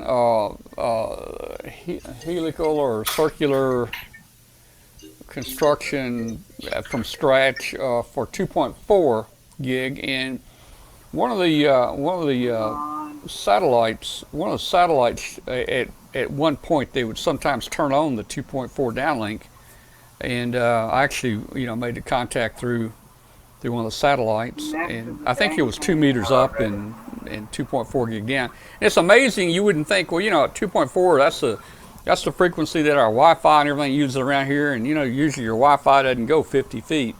But it was amazing that I could receive and make a contact on 2.4, from a satellite in space. Well, I'm looking forward to the new generation of satellites that they're looking to put up. They're calling them 5 and dime links. I think the uplink maybe is on 5 gigahertz, the downlink on 10 gigahertz, or it might be reversed from that order. But they're supposed to be about $150 for the station. So that ought to be fun too. But I'm looking forward to trying these. They're supposed to be at least one satellite with a downlink in that range that's expected to be launched over the next year or so, and then I'm going to work them in some of the VHF UHF contests as well. Yeah, what I used, and I forget the name. I have to pull this out. I've got a bunch of them up in the attic. It was a very well constructed box that had the antenna connectors on it. I think it was made for like some type satellite TV or cable TV or something, and there were some mods on the internet. You go in there and you change it and you actually make it a down converter, and I actually took that 2.4 signal and down converted. I think it down converted to 10 meters, if I'm not mistaken, and that's the way I heard it. But that's interesting. A 5 gig stuff's going up. That'd be cool. And in fact, I'm going to have to vamoose in about 4 minutes. November Juliet 7 Hotel is going to be on FO 29. Hello. From the Faroes. Okay, cool. Hi, Douglas. All right, well, Jim, we had a good time tonight. Thanks for coming on. Yeah, thank you. Yeah. I enjoyed it very much, and had fun here at the hangout too. But I'm going to go fire up the satellite gear, see if I have any luck working Gabe. I think I'm on the edge. I'm in the footprint, but I'm not sure I'm going to be able to work Gabe. But we'll find out. I did work him in Iceland. He activated like 7 grids in Iceland. Now he's in the Faroes, and unfortunately, he's going to be in Greenland during the jamboree. So I'm not going to. I may be able to work him easier, but not from my home QTH. Yeah. So we'll say 73s. All right, 73. Good. 73, Jim. And welcome back, Douglas. Talk, Douglas, talk. I think Douglas is frozen now. I shouldn't have said anything. He says he's having problems connecting. Yeah, so. yeah. Hey, Bill, number 1 or 2, how you doing up there? I'm Bill 2 today. Are you okay? He's Bill 1. All right, cool, man. Cool. Oh. So you're going to take a ride to West Virginia. I think that would be a very interesting endeavor.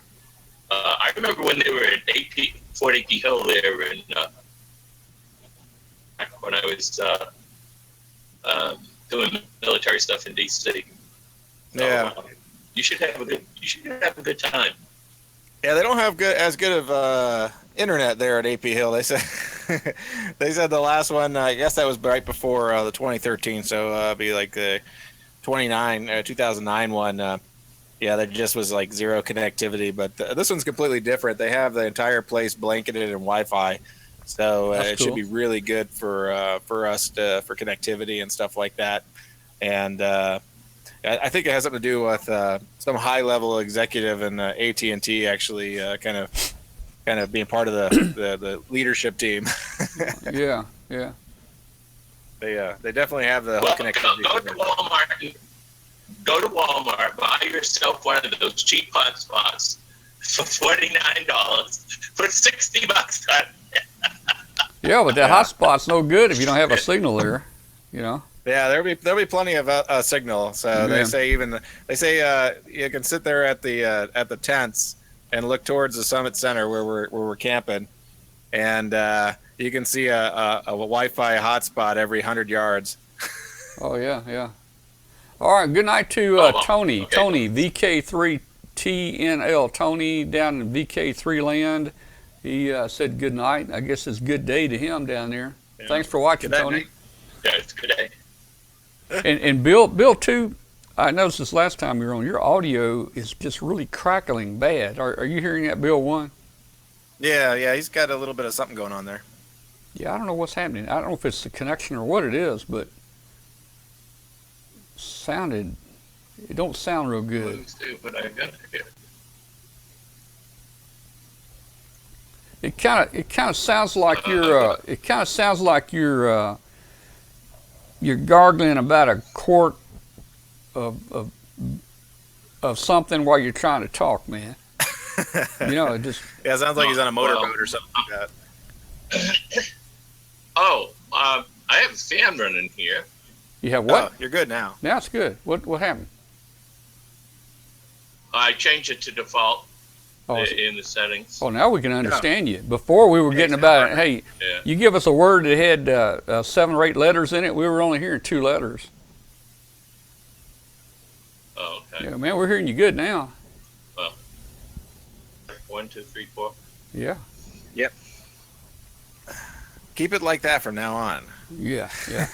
I didn't change it. I mean, last week I couldn't even get into Hangout. So, I mean, I'm happy that I made it tonight. I would have Hello, told Mike, you. KE8IL. I can see you can count all the way to 4, Bill. That's good.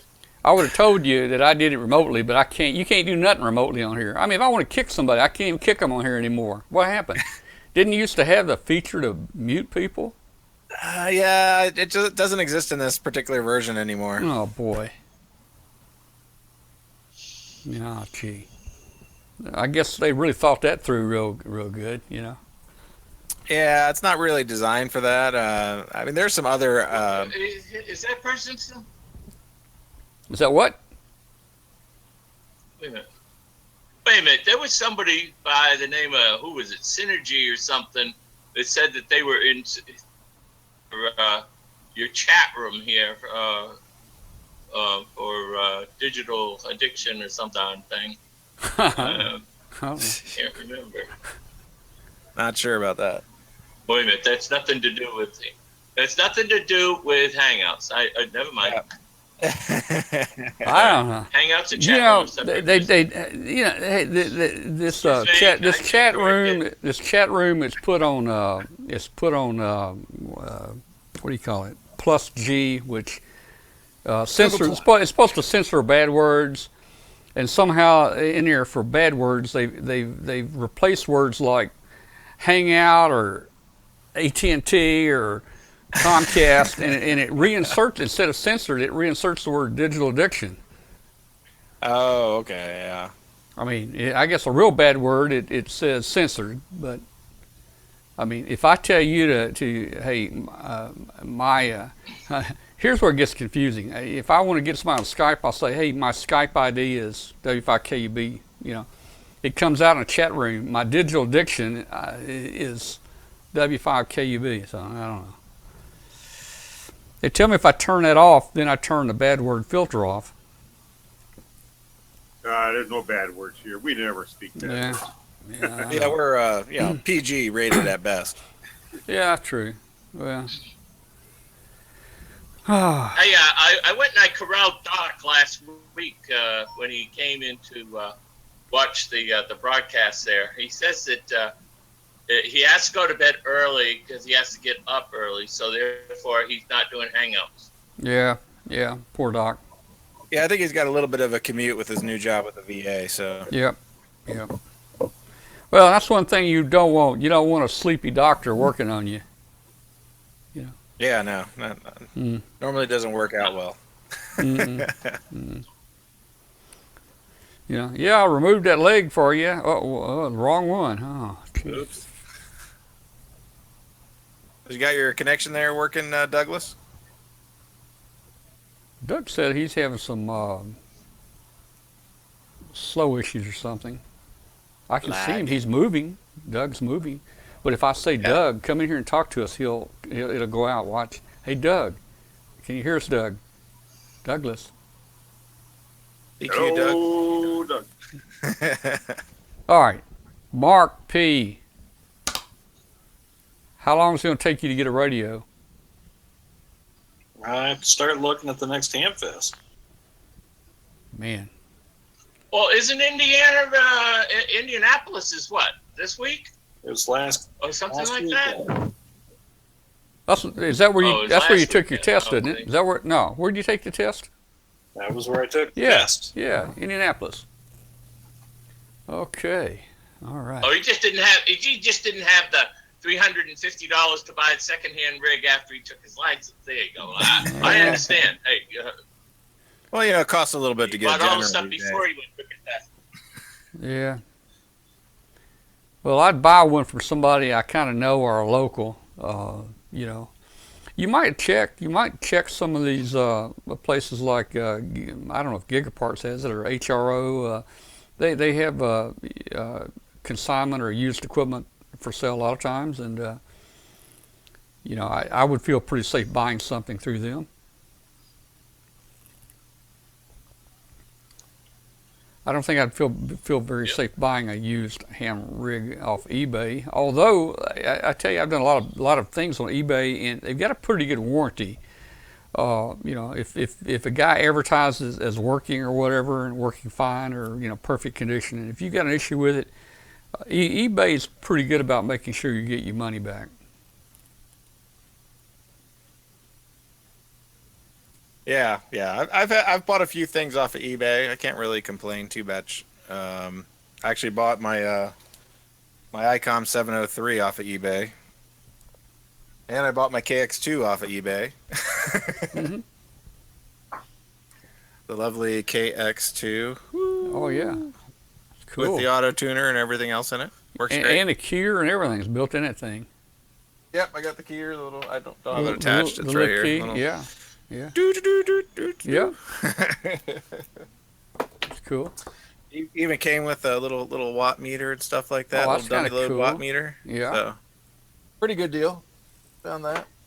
But yeah, the IC703 that runs excellent. I wish I had the extra filters in it, but it works for the most part. I use it for contesting mainly, for doing QRP out of Montana here.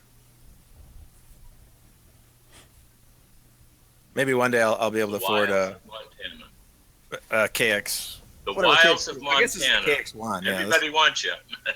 Yeah, this is the KX1, I guess. So not the KX2. Sorry, I wish I had the KX2. That'd be nice. Yeah. To me, they look about the same as far as what I know. I got a friend here that, he goes to Dayton. You might have met Tommy or saw Tommy. He came to Dayton with us, and he's got a KX2. That's kind of what I want, but I'll just deal with lugging my IC703 out to the field. It's fine. I mean, it's a cool little rig, man. He brought it over and showed me everything. I thought, man, we need to do a show on this thing. This thing's got everything in it. Yeah, it's the face of it's just as big as this radio. Yeah, and it's not much thicker. So I'm like, that's does that one have an auto tuner in it? Yeah, this one actually has the auto tuner and everything else in it. So this does 80, 40, 30, 20, and I think that's it. Let me turn it on. Oh, I left it on, so it's dead. Doug is asking 703 or a 706. I had the 703, the QRP version. Oh. So the old one with the amber screen. Oh, okay. I didn't know they had one. Yep. Yeah, they don't make it anymore, unfortunately. I have the original 703, not the 703 Plus, which had 6 meters. That would have been nice too, but just wasn't available when I was actually looking. And I didn't really see myself doing much 6-meter activity for the purpose of this particular rig. So I decided the 703 would make do. And that has a tuner in it as well, so that's kind of neat. Just a little heavy. Well, I'll tell you, I'm just about as excited about this as I am the Huntsville Hamfest here, man. I got to take a little bit of drive south to get underneath of it. See it. We've got a microphone. What was that about a microphone? Your microphone works. Good. I had to go in to do a setting. It was turned all the way down somewhere. Well, it don't work good. Turn it all the way down. Occasionally I have trouble with that too. I think last week I tried using it and it wouldn't even. My mic wouldn't work. So another problem I have here. I'm running Skype and Hangout on the same PC here, and tonight when I first got on Skype, it told me it couldn't find the mics, that it was being used by some other program. So I had to go close the Hangout and open it back up in Skype.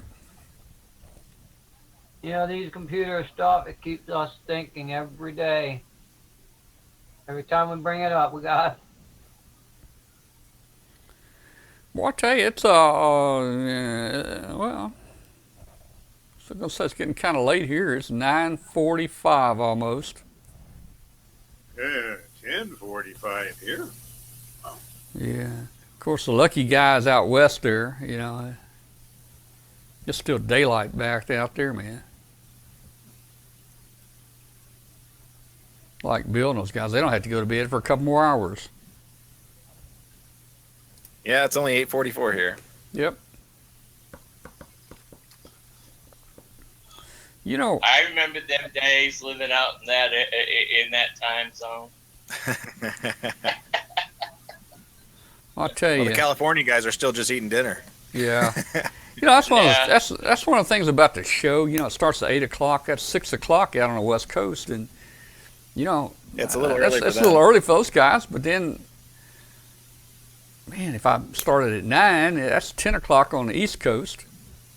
So I guess we're okay where we are. Time zones are funny things, guys. What do you got there? Oh, that's There's the 703 for the guy that was asking about it. Yeah, that's a 703. All right.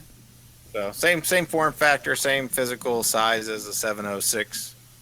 And I guess I'm not sure about the other ones. I think they have a bigger heat sink on the back for the 100-watt version. So yeah, it's not quite as heavy in that respect, but has a detachable faceplate and stuff like that. I really wish Icom would come back out with something like this. A little lighter though, that would be great.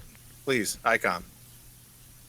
Well, don't they make a QRP type radio? I mean, in the last few years. No, they haven't made one since the 703. Really? What am I thinking of? What's an 817 or something like that? What is that? That's a Jesus. Oh, they make a little one. That's a little QRP rig, isn't it? Yeah, that's an all-band QRP rig. Yeah, that's what I'm thinking about. Yeah. All the way from HF 6 meters. It looked like it was about the same size as that 703 you were holding up there. Yeah, it's basically the same size. I think it's a little shorter because the display's smaller and stuff like that. So, but about the same weight. Yeah. Especially if you have the internal batteries in it. Douglas is back. Hello, Doug. How you doing? Uh-oh. Douglas going to talk to us? Come on, Doug. You can do it. Uh-oh. I guess not. So. Internet connection. Yeah.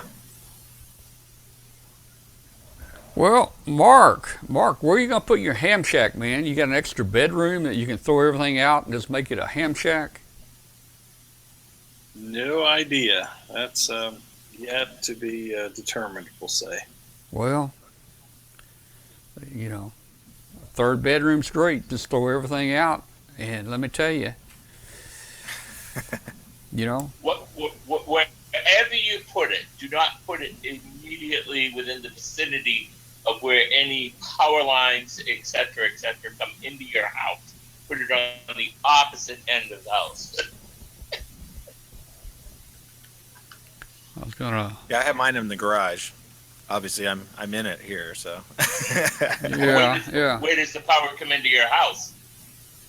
It actually comes in the center of the house, so it's that way probably about like 60 feet. Okay. Yeah, it's not bad. It's pretty quiet here. Well, you should do like the room I have here. When my son was disabled, we built this house, and we needed to widen the hallways and the bathroom, so they made this third bedroom smaller. Well, there's no closets. It's 8 by 10. So before they put the drywall up in here, I had them put insulation in all the interior walls on it.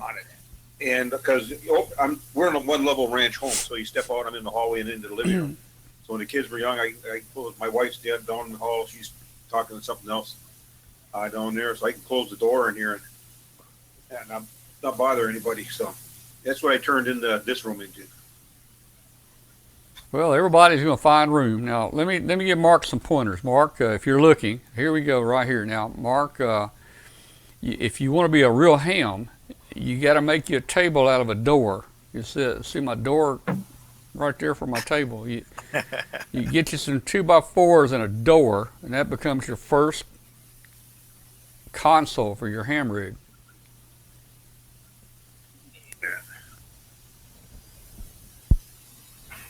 Yeah, so this works great for a ham room here. Matter of fact, I can probably, if I don't make you guys dizzy, it's just that's my Icom 718 and the Antron. Yeah. Tuner over there at my back. What kind of amp is that? That's the tuner. Oh, that's the tuner there?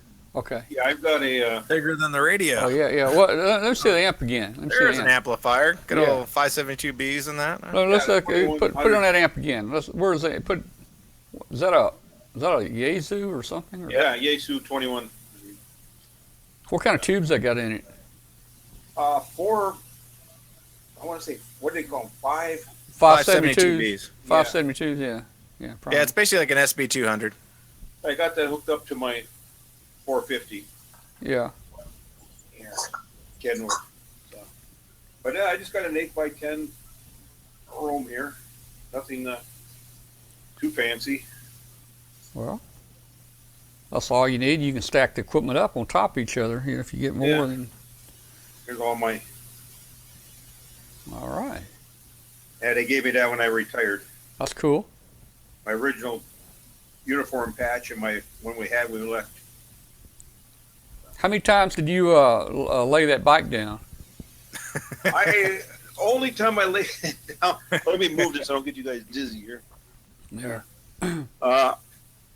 Was when there was people around. People? I never had to lay it down when I was riding it, but I've I got myself in that hole down here. There we go. Yeah. I always do it in an embarrassing place. Like parking the bike? Off the road into a sandy area, and I go to, well, also the back wheel kicks out and tips over, and when that bike goes over, you don't try holding it up. Yeah. You know, that's kind of bad out on that kind of terrain. You know, I had a motorcycle, and I'd ride it out in the country. From my house was out near the country, and I would chase rabbits at night, you know, out in the fields, these dirt roads, you know, get the headlight going after them, you know, and rabbits running down the road. And those rabbits, they're kind of neat. They'd stay on the road and run for a long ways in front of you. But I tell you, man, once you hit a cotton row with a bike like that, you go over the handlebars. Yeah, I laid it down once I came to a stop and put the kickstand down, and well, if you're ever in the bike and you didn't get the kickstand down all the way, and all of a sudden you feel the bike starting to go over on its side. Well, it's got roll bars on it, so you just kind of hang on to it and let it. So what kind of bike? What kind of bike was that? It didn't look like a real. There was always a crowd of people. Okay, what kind of bike was that, Mike? That was a Kawasaki 1000. Okay, it didn't look like really like some of these big monsters, you know, like a Harley or something. You know, I mean. No. It's Yeah. If I can get that in there. Up. Back it up a little bit. Raise it up. Talk, Soda, come on. You got to talk. Okay. There we go. We'll talk. Okay. Yeah. You're going the wrong way. Yeah, I know. You're going the wrong way. How do they know which way we're going? Yeah. Yeah, I got it. Yeah. It's pretty cool. Yep. Yeah. Those are my other life. Yeah. Yeah. But no, I rode bikes since I was a teenager. I've had all different bikes. My last one I had was a Goldwing, my own. So, but don't have any bikes now. I got several friends here to ride them, and they've been airlifted, both of them twice, I think. Yeah. Well, that's what happens when you go out in the pucker brush. Yeah. I have experienced the whole forgot to put the kickstand down thing. Get up off the bike. Well, all of a sudden, you're taking your helmet off, and all of a sudden you hear a crash. Like, what the hell happened? Look back, the bike's laying on its side. I'm like, oh, I should have got the kickstand. Yeah, I've had it where I thought I put the kickstand all the way down, hit the ground, but it wasn't quite straight out. Yeah. Then you start to relax and step off the bike, and all of a sudden you feel it going over. And all you can do at that time is grab the handlebars and just kind of let it go down. Don't try holding it up. Now we've got, Doug. Is that a different Douglas? We got a different Douglas. No, that's Douglas. Yeah. Hey, Douglas, how you doing, Douglas? Let's see if Douglas will talk to us. Douglas is not talking. I think he has some issues. Maybe, I don't know. Man. Well, let's think. Is there There's not a ham. Well, I was trying to think for Mark here where the nearest ham store would be to Dayton. I don't know where it would be. I think it's R&L down in Hamilton or Middletown, wherever they are. Yeah, I was gonna say Hamilton. We a couple years ago we drove up there and webcasted there. In December they have a ham radio day, and that's only about. Well, I'll take it back. Was it December? It seemed like it was December, but then again, it seemed like it was only about a month before Hamvention, because it from here it's so close to Hamvention. You know, you're only an hour away. But we went up there and it was snowing on us up there. Oh, it must have been April. Yeah, it could have been. Yeah. It snows in April in Ohio. Yeah, it could have been April. Oh, let's see. It always, when Hamvention was in April, it always snowed. Hey, I saw. Let's see, who was that sent that to me? Bill, was that you that sent me that article about Hamvention maybe moving to the new fairgrounds? Bill, What year was oh, that was Mark. Mark sent it. There was an article out there where people are trying to get Hamvention maybe to move to that new. You know, they built this. Mark, what is it? Is a fairgrounds? It's a brand new modern fairgrounds there in Greene County. Right. Well, Montgomery County is moving their fairgrounds to a new place in Montgomery County, and they were talking about accommodating Dayton Hamvention. Oh, yeah. Well, I'm sure Hamvention has signed. I'm sure they've signed a contract for a few years anyway. Yeah, they did. They signed a contract for at least 5 years, I think it was. I don't know. I think it was 5 years. Yeah, could be. So they'll be there for a while. So they're going to put up that new building. We'll get used to it, you know? Yeah. That'd be cool. Hey, you Building 6, you know? I mean, those white tents there that you went through there, and yeah. I guess every little trickle of water was going from one end to the other, you know? Hey, the interesting thing that I noticed about the new Hamvention location was the tornado shelter. You saw the tornado shelter, didn't you? Yeah, it was in the bathrooms. Yeah, looks like you get maybe 30 people in there. Well, they had bathrooms in every building. Yeah, but was that a tornado shelter in another building? I don't know, man. But it wasn't one in our building. What you have for a tornado shaft?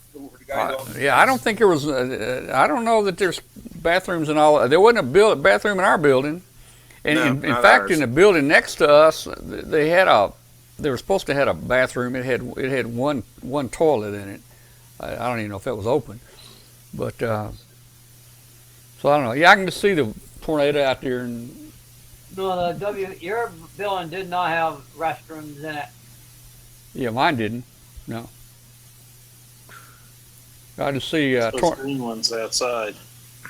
yeah. So you're going to go for that same spot again next year, Tom? Well, you know, let me tell you, man, I would love to have two spaces, but like he told me this year that they were turning people away, and I don't know. I mean, it'd be cool if I could get the space next to me, but man, I don't know.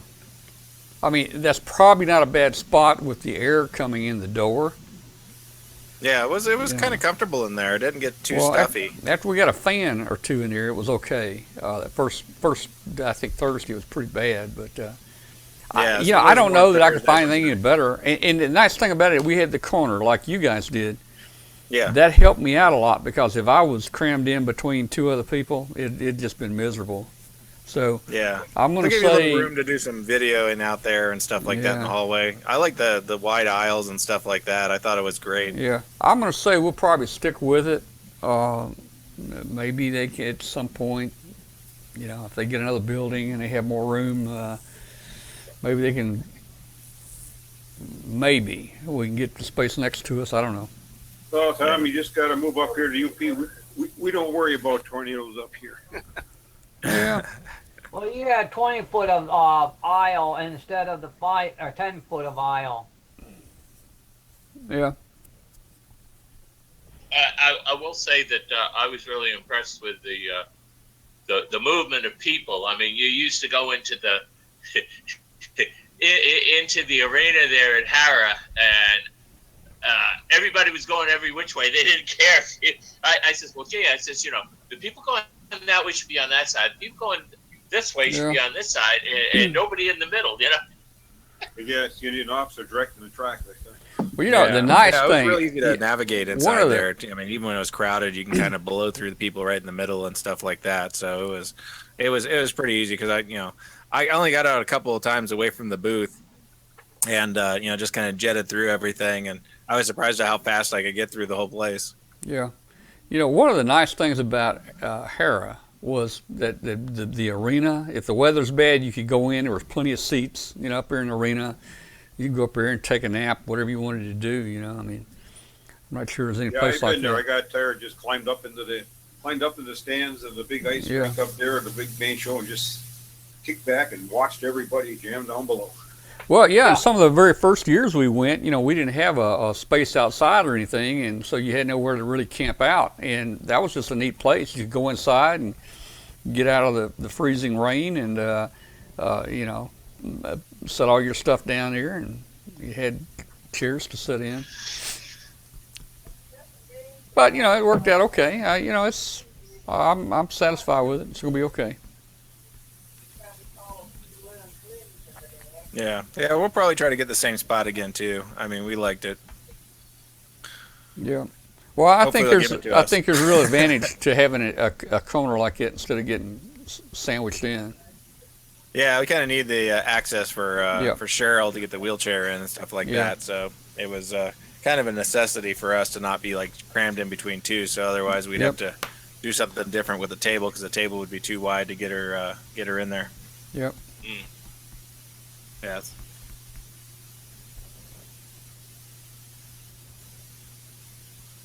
Oh, I know I was going to ask you, Tom. Where'd you go? I'm here. Did anybody else? I know not last year, but the year before, I won the certificate for Maastricht rope there. Yeah. You know if anybody else was ever able to use their certificates?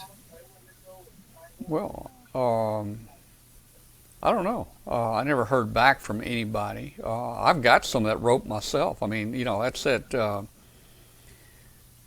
what do you call it? It's, a special rope that, won't weather. Yeah, I tried using, actually the certificate was a year old. I just realized it was still sitting in my email box. So I tried putting it in different places, and there was no place to put it, or they said they never heard of it. I had to send them a copy of it or stuff. So I finally ordered from DX Engineering 5/32 of it. Now that was my project today. I lowered both my double bazookas for 40 and. Now I don't know how. I don't remember how that certificate worked. I think it was through Gigaparts the first year, where you could just send that to Gigaparts and they would ship you the rope. But I don't know. I just went and bought the rope from DX Engineering here. A week ago I got it here, and I've had it on my project. I just lowered my dipoles and put the new rope, brought them back up with that. Yeah. Same master. So I hear it's supposed to be pretty good.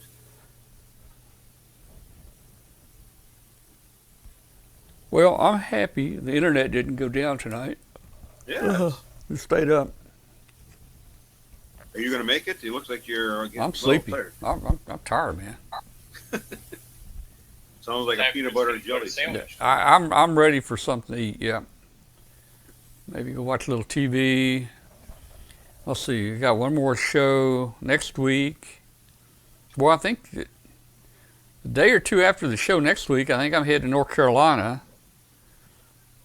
Probably only stay over there 4 or 5 days, and come back Monday night. Then we'll have the show Tuesday. But Kathy's going to stay longer over there. Of course, that's their home over there, and this is every other year they have a big family reunion. This is the year for the big family reunion, so there'll be a lot of people over there. Cool. So I'm not even going to take a radio this time. I'm going to stay less days because I can't handle the stress. Too many people, man. Yeah. So I'm going to try that stream tomorrow, Tom, just to test it. Yeah. Sure. Everything works here and stuff like that, and then I'll test the other computer. Yeah, I'll try to watch the chat room in case you have any questions or problems, but just it ought to work fine. And I guess you've used that OBS before. I've used it once or twice. Yeah. It's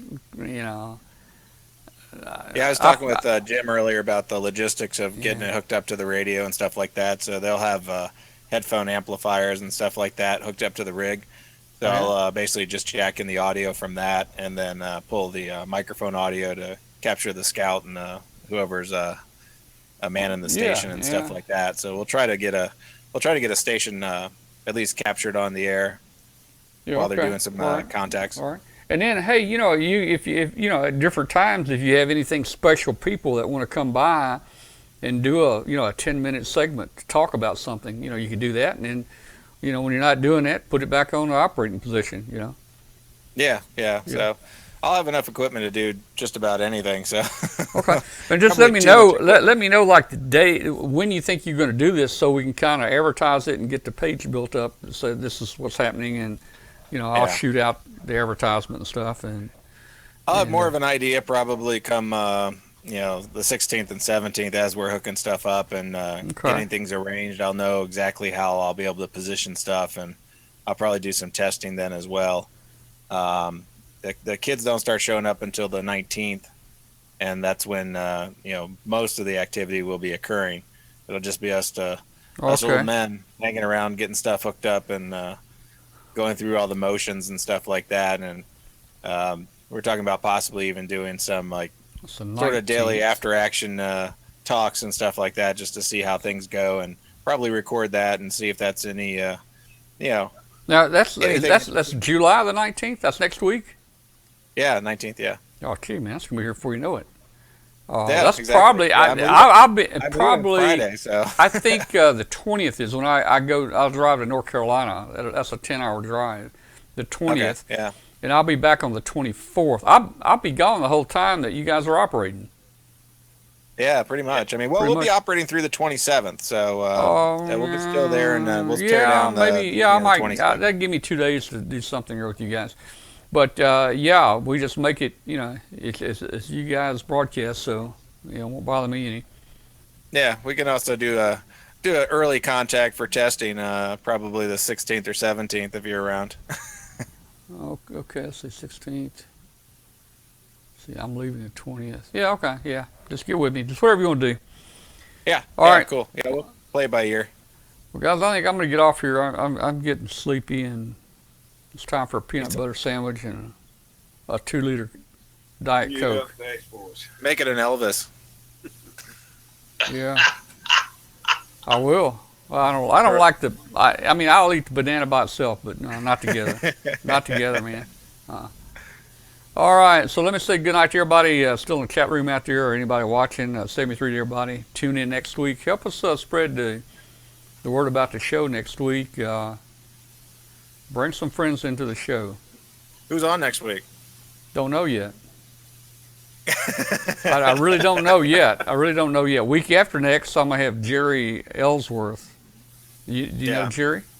Did you meet Jerry or know of Jerry? Yeah, I've heard of him before. Yeah. Well, she came Oh, by our Ellsworth. booth. Okay, Let me tell you. Oh, that's the gal that you were from California. She's hey, her day job's electrical engineer. You ought to see her. Let me give you her. Write this down. KI6TK.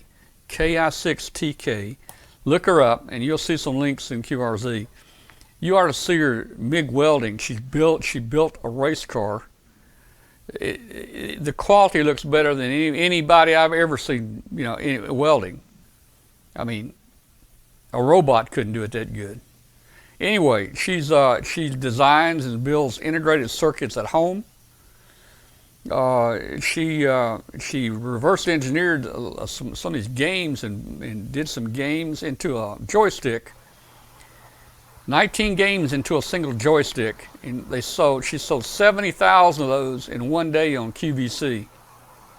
Nice. And hey, what's up? Just a lot of things. Who's that? Doug? Hey, Doug. Is that Doug? How you doing, Doug? Uh-oh. Yeah, you did it again, Tom. Yeah, I did. Well, anyway, you ought to look at the KI6TK. She came by our booth a little while at Dayton. this year. Yeah, I watched that interview. She put all of us to shame. Man, she's pretty smart, and I mean, building magnetic loop antennas and I mean everything. She's an electronic whiz, man, and a mechanical whiz, and that show might run 3 or 4 hours that night. I think she could probably fill us in on that much stuff easy. But she'll be on week after next, and so I don't know. Next week, help me find a program for next week, everybody. What's your call sign? The what? What's your call sign again? KI6TK. Yeah, that comes up as Michael Glass. No, well, that's not right. All right, hang on. Oh, let me get it for you. What? I must have wrote the wrong thing down. Let me find my right mouse here. Let's see. Okay.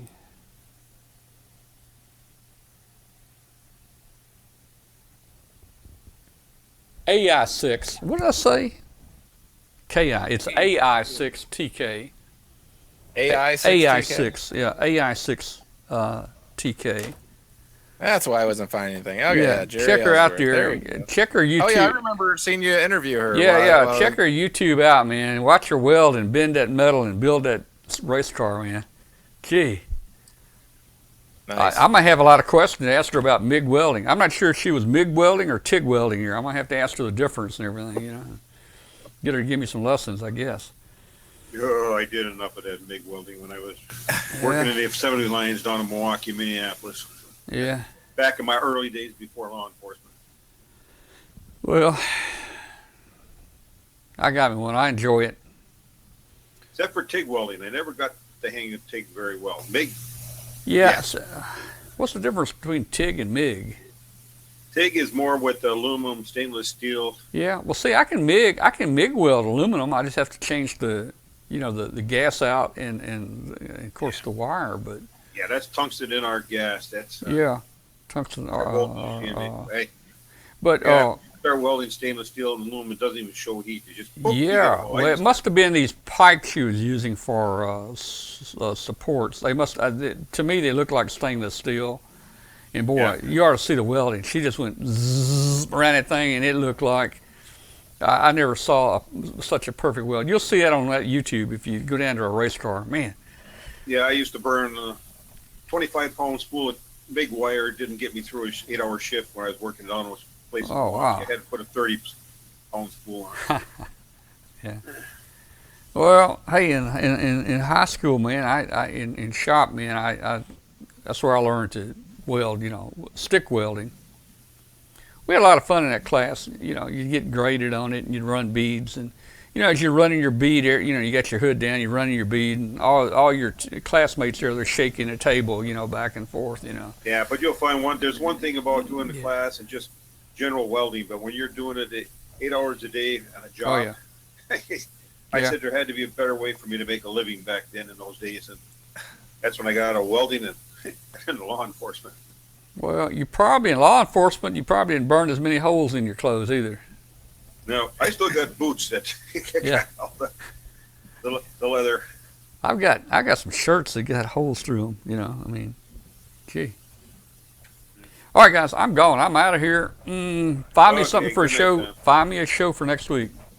Usually by about Friday, I need to have something lined up. That gives me Wednesday, Thursday, Friday. Oh man, I got 3 days. So help me. Get to work. Help me find something. All right, we'll see you. Good night. Good night. Good night. I'm going to call it a night, too, guys. Good night. Every 3.